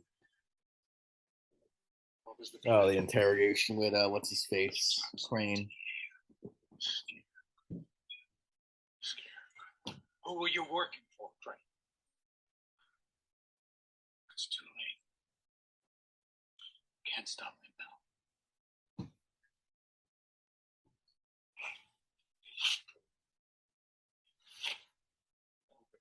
Thank you. And thank you for that item. You're welcome. When you put it to good use, I already have. How long would it take to manufacture on a large scale? Weeks. Why? Somebody's planning to disperse the toxin using the water supply. Water supply won't help the dispersing in New York. Why? Unless you have a microwave emitter powerful enough to vaporize all the water in the mains. A microwave emitter like the one made in France is just misplaced. Misplaced. They'll just fire me for asking too many questions. I need you to go back to Wayne Enterprises right now and start making more of that antidote. I think the police are going to need as much as they can get their hands on, okay? But my security clearance has been revoked. That would stop a man like you. I suppose not. Bruce, there's somebody here you simply must meet. Now, am I pronouncing this right? Mr. Ra's al Ghul?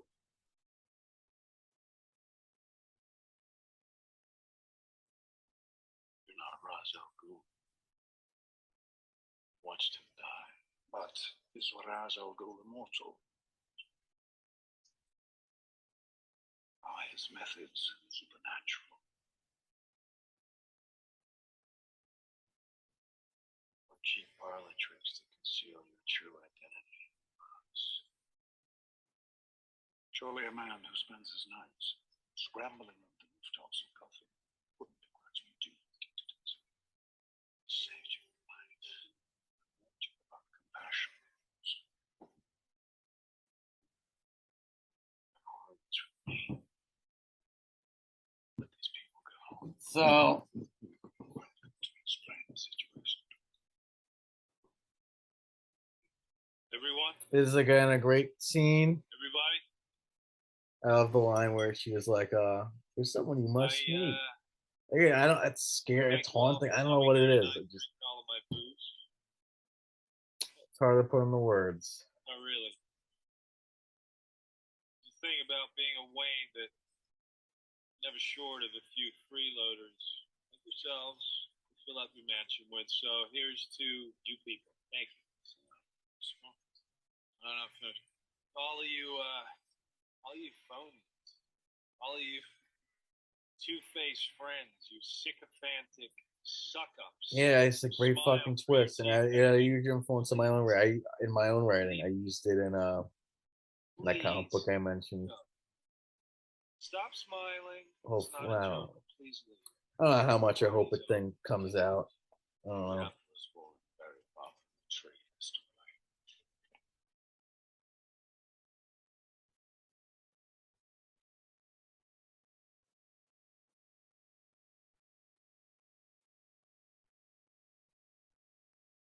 Musing, but pointless.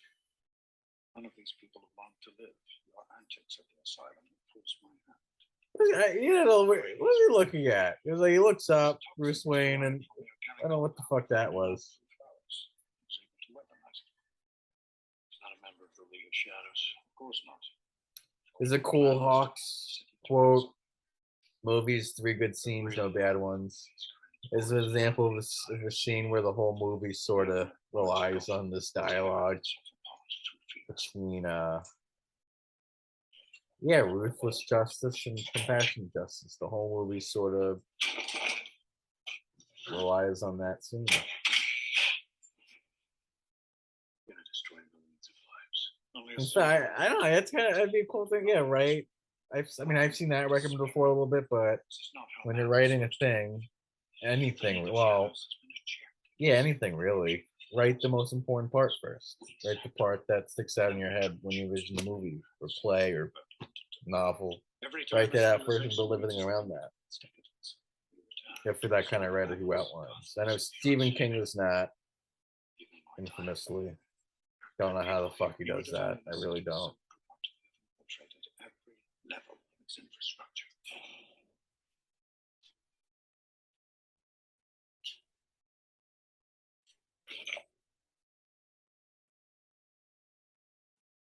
Time to play. When I found you in that jail, you were lost. Took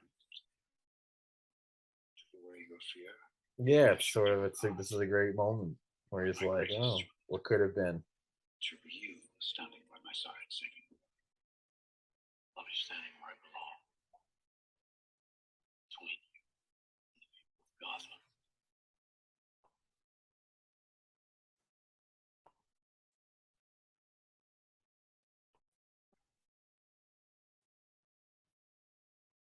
All right. No one can save Gotham. The forest grows too wild. So, fun fact: I'm actually recording this a week later, so we're picking up right where we left off. Its greatest city destroys itself. This is The movement I think I said some. What? Forgive me for repeating myself, but Of course. Over it's a the Howard years, our Hawks weapons have quote. grown more The sophisticated. With Gotham, we tried a new one, economics. a movie But is underestimated certain of Howard Gotham's Hawks said it's 3 good scenes and no bad ones. such as your parents. And how this applies to this scene is this is the most important scene in the movie. Guns down, Everything about everyone what the was movie's right. about is Create this enough scene. hunger and everyone becomes a criminal. Their deaths galvanized the city into saving itself, and Gotham has limped on ever since. Again, it's the We are back to whole finish the how job. to, what's the best way to This save the time, no world? misguided idealists will get in You the know, way. ruthlessness Like your or father, you idealism. lack the courage to do all that is necessary. Basic If stuff, someone if you really stands in think the way of about it, justice, because you it's simply still a walk children's behind film, but look, when you're Step in 15, the this is amazing. I was 8 when I saw it in theaters. I think I saw it in theaters. surroundings. The action stuff is great. Justice is balance. You burned my house, so left me for Yeah, dead. Chris Nolan really knows how to do a third act. Consider us And that's the thing with these movies. These movies do kind of live for the third act.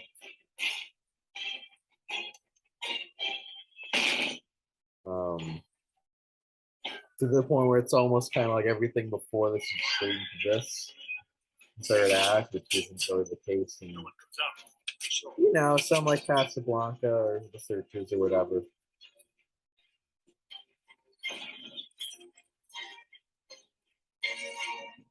All gone. How many for maximum security? Every one of them. Serial killers, rapists. The music is great as well, kind of, especially the way Chris Nolan does it and Hans Zimmer. It's really held together by the music, Come on. which is some Sergio Leone used to do it, Morricone. So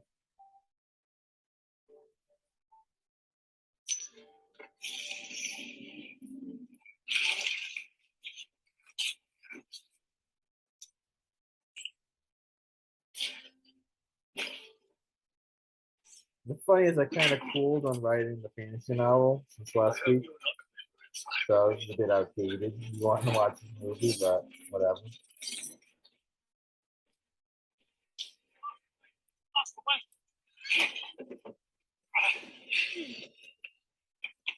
What is the point of all those push-ups if you can't even lift a bloody log?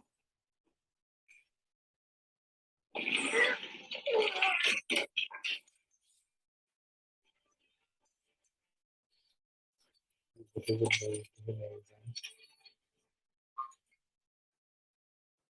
Yeah, all right, just cool as seeing William Matter burning to the ground. It's such a desperate thing. Yeah, I guess this is the writing advice of, you want to raise the stakes as much as possible. Like, if you can do a bad thing, your main character, do it. The worse, the better.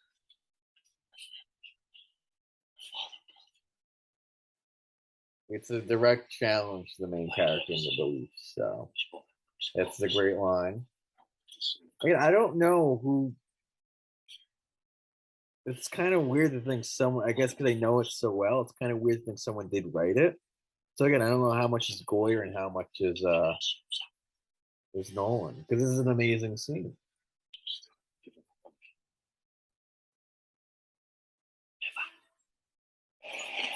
And again, it's like this stuff like that is like. If Bruce Chris Nolan has a heart, in a way, yeah, I think his Dark Knight movies are the most humanistic of any movies he's done, especially compared to Tenet, which I did not like, but even Inception. And I think that a lot has to do with the source material. So I think naturally his instincts are to go a bit cold. What are you doing? Mutual friend sent me this. Trevor experienced toxic. He won't need it. Unless he's got some way of getting a cut from you. It's funny too how the movie does kind of look like an early 2000s, like Matrix-y.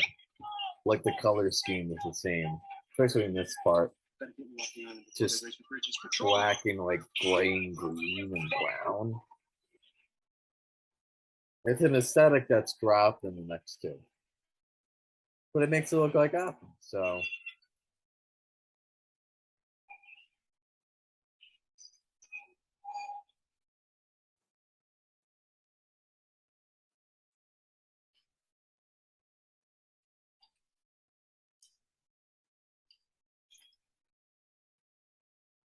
Can't find my mom.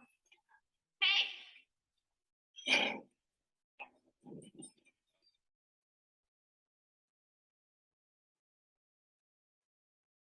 I like how it's quiet here.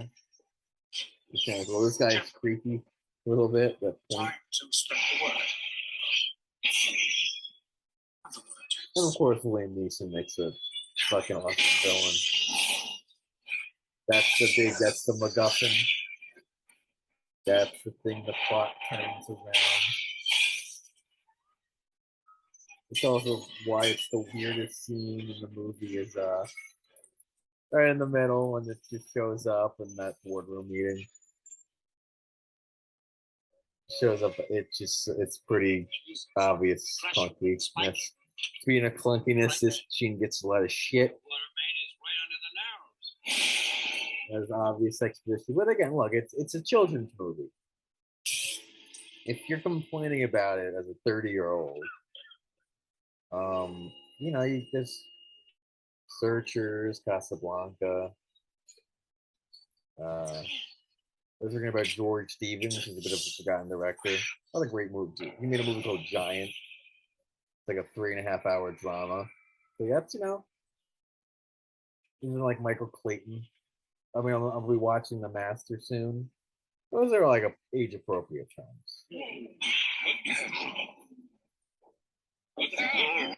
This is cool though, this stuff.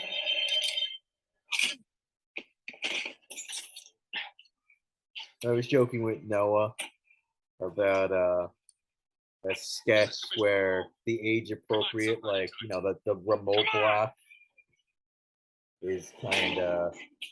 Well, I'll tell you in a minute. This is really cool. It's Batman sitting up. It's just great. All the utility belt. Again, for an 8-year-old, it's really cool. Says the 25-year-old watching the Batman movie. How much of that fight was nasty. What the hell is going on in there? We need reinforcements. Attack team, SWAT, Gordon. Yeah. All the city's riot police are on the island. Again, this is just pure action movie bliss, basically. If you're into that kind of thing. And there's a discussion too of like the action movie, how much of that does belong to children and how much belongs to the adult. Like the Bourne movies are really they're adult driven. So, I don't know. It's complicated. Yeah, This is just the beginning. If they hit the whole city with toxin, there's nothing to stop Gotham tearing itself apart from mass panic. How are they gonna do that? They'll be using the train, monorail, forest water. Very obvious. This is telling you what the movie is. Here's what's at stake. But you need to do it. You need to do it. I'm not there's a George Lucas quote that I've always agreed with. Now I really get it. It's a cliche because it works. And if you're doing entertainment, it's like, well, that's the whole point. We're here for this. I'm here for this. That's just cool. Scarecrow stuff. It's like horror movies. Yeah, the bit is basically the remote control that lets how it's like a parent has a remote control for the kids where it's like you block certain stuff that's age restricted. The bit is it's reverse where the kid has a remote where it's like, hey, Daddy, are you watching Batman again? Daddy, we talked about not watching this stuff. Here, why don't you put on Casablanca? Or how about this movie Emmett Till that came? It's a harsh, really dark movie, but really harsh stuff. But that's age appropriate. There's a movie called Just Mercy. I never watched it, but that looks age appropriate more than Batman. This is Gordon. Prepare to lower the bridge.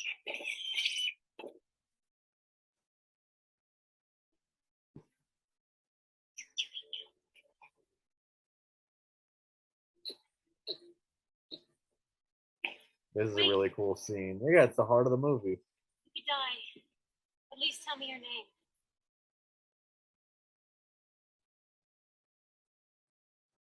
It's not who I am underneath, but what I do defines me. Bruce? That's just cool. Again, this is a moment an 8-year-old just is like, oh my god.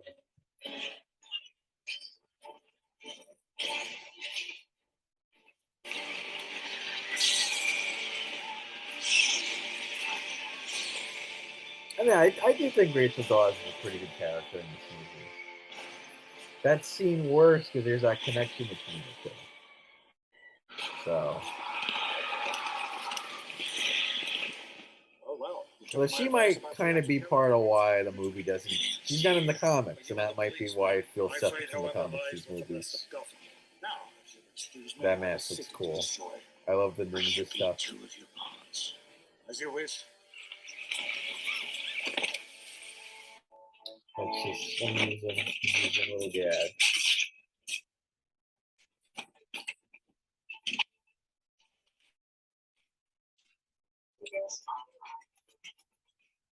That's cool. They give Gordon the thing, the Batmobile. The Tumbler, as it's called, it's never called the Batmobile. Because that's for short.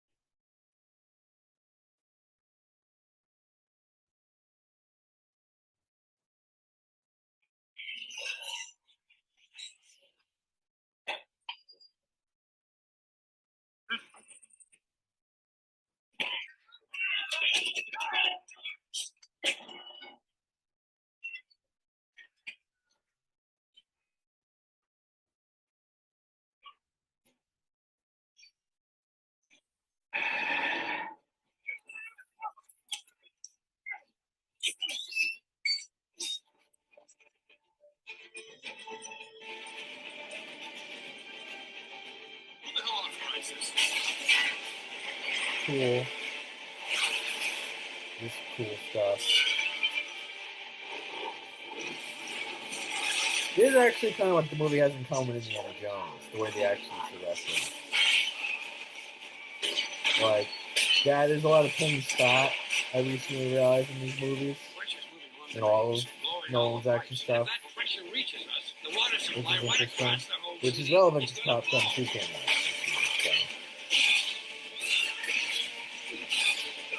Which I haven't seen yet, so.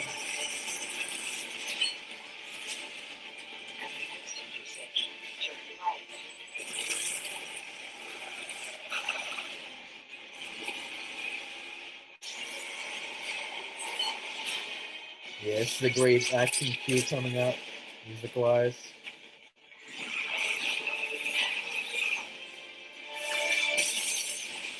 Final confrontation between basically good and evil. It's one of my favorite scenes in an action movie.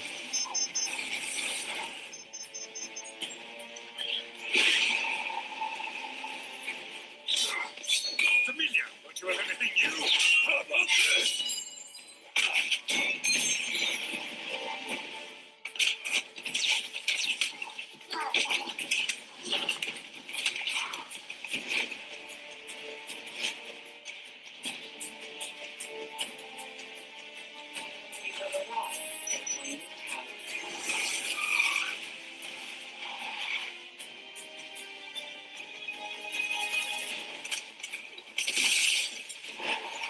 I think a part of the rise in, you know, Bruce Batman, Bruce, whatever you want to call him, conflict is kind of, I think, why this movie feels so grand.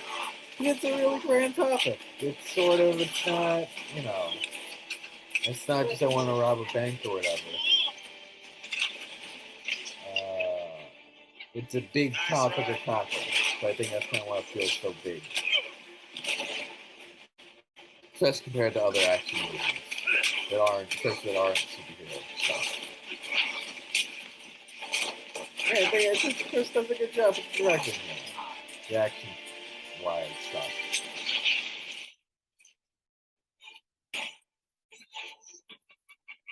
Because again, this is his first action movie. What? He didn't even do a medium-sized action movie. He was just right ahead to, I don't know how much this movie cost.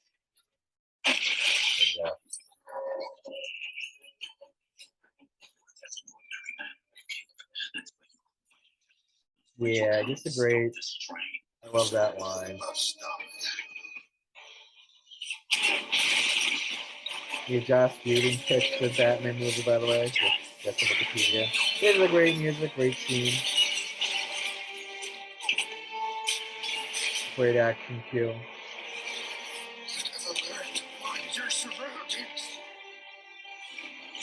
See, something I want to try myself with my own writing, especially more the action stuff, is write like these moments first.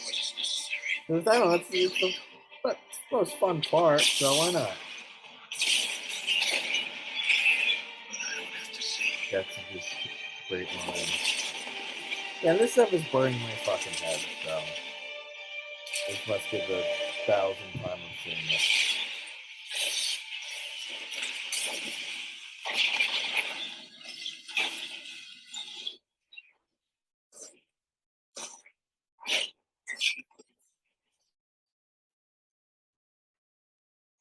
What I might do, I might record the master like the first 25 minutes, just to get a feel of what the movie is, and then come back to another day. It's a much different fucking movie than this, that's for sure. And I want to pick it because it's kind of what I think a movie should aim for these days.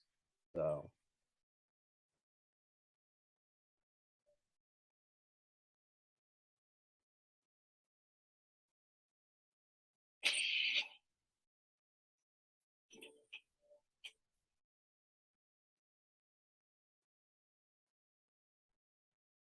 Yeah, good moment.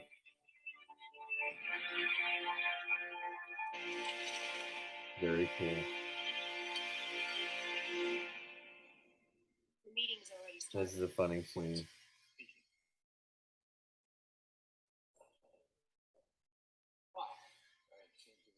Fired. Funny, funny. Did. Clever. Job.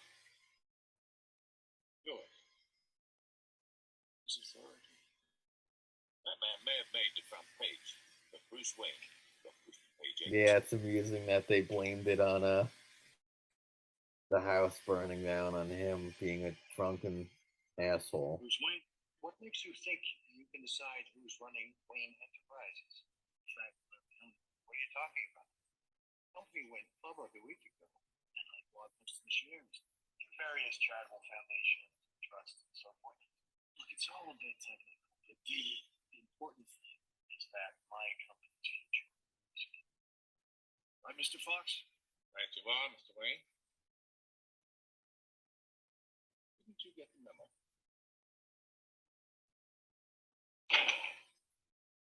Cool callback shot. You learn something new every fucking time. I like how he's putting his trauma behind him with that fucking nailing the thing in the boards. That's really cool. Putting it past behind him. But kind of not in a way. It's complicated. He really lets it go in a third movie. Which is the whole pit, the callback to that. Him being in a hole, scared. So the point is he's not scared. He has to learn to be scared, which is really smart.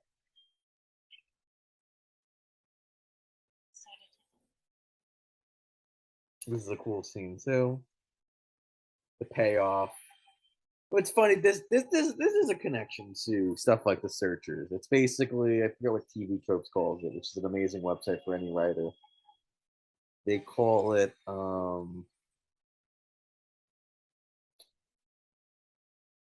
it's the thing where the hero must go. He can't get what he wants in his personal life. It's part of the sacrifice. And even that ties into like Jesus and that kind of thing. He has to give up his earthly life for a greater purpose. So, but The Surge is a lot darker. So.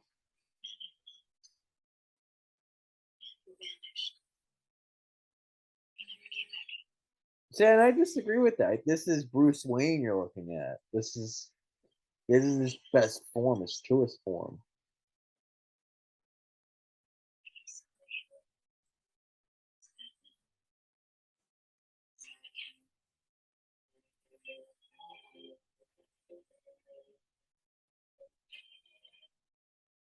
It's good too to end these kind of movies on some bitterness. Gives it a little more pathos.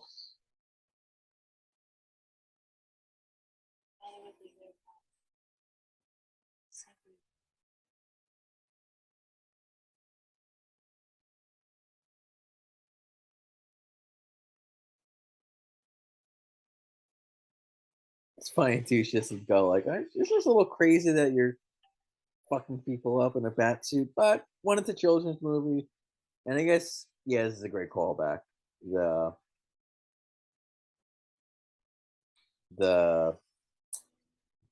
What will you the do? doctor shit. You build it just the way it was, brick to brick. This is I guess she gets that things got so bad in Gotham that Just Batman's needed. Yeah, why? I thought this might be a good opportunity for This is a cool moment. the southeast corner. Precisely.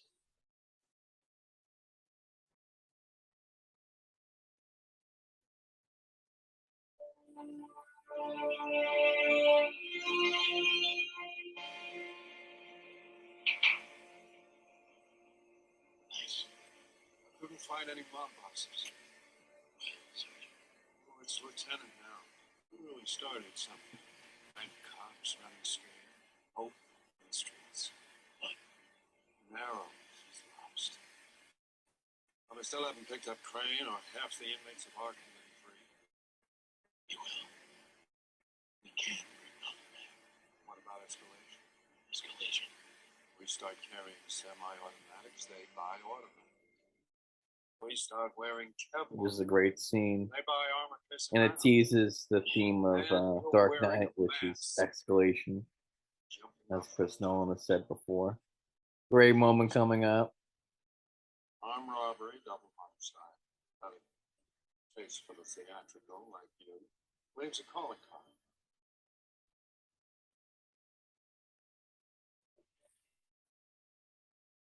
I'll look into it. Yeah, great moment with the card. I never said thank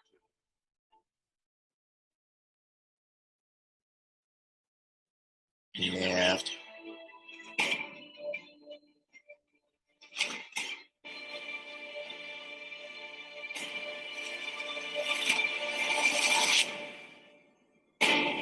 Yeah, that's Batman Begins. Great movie.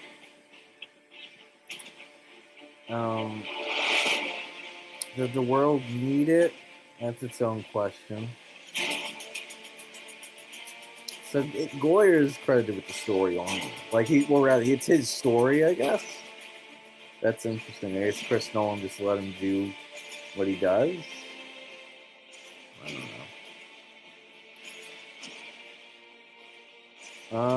That's really it. I'll probably stop now, but especially I guess I'm a little interested in the master. This is a great, one of my favorites. And that'll do it.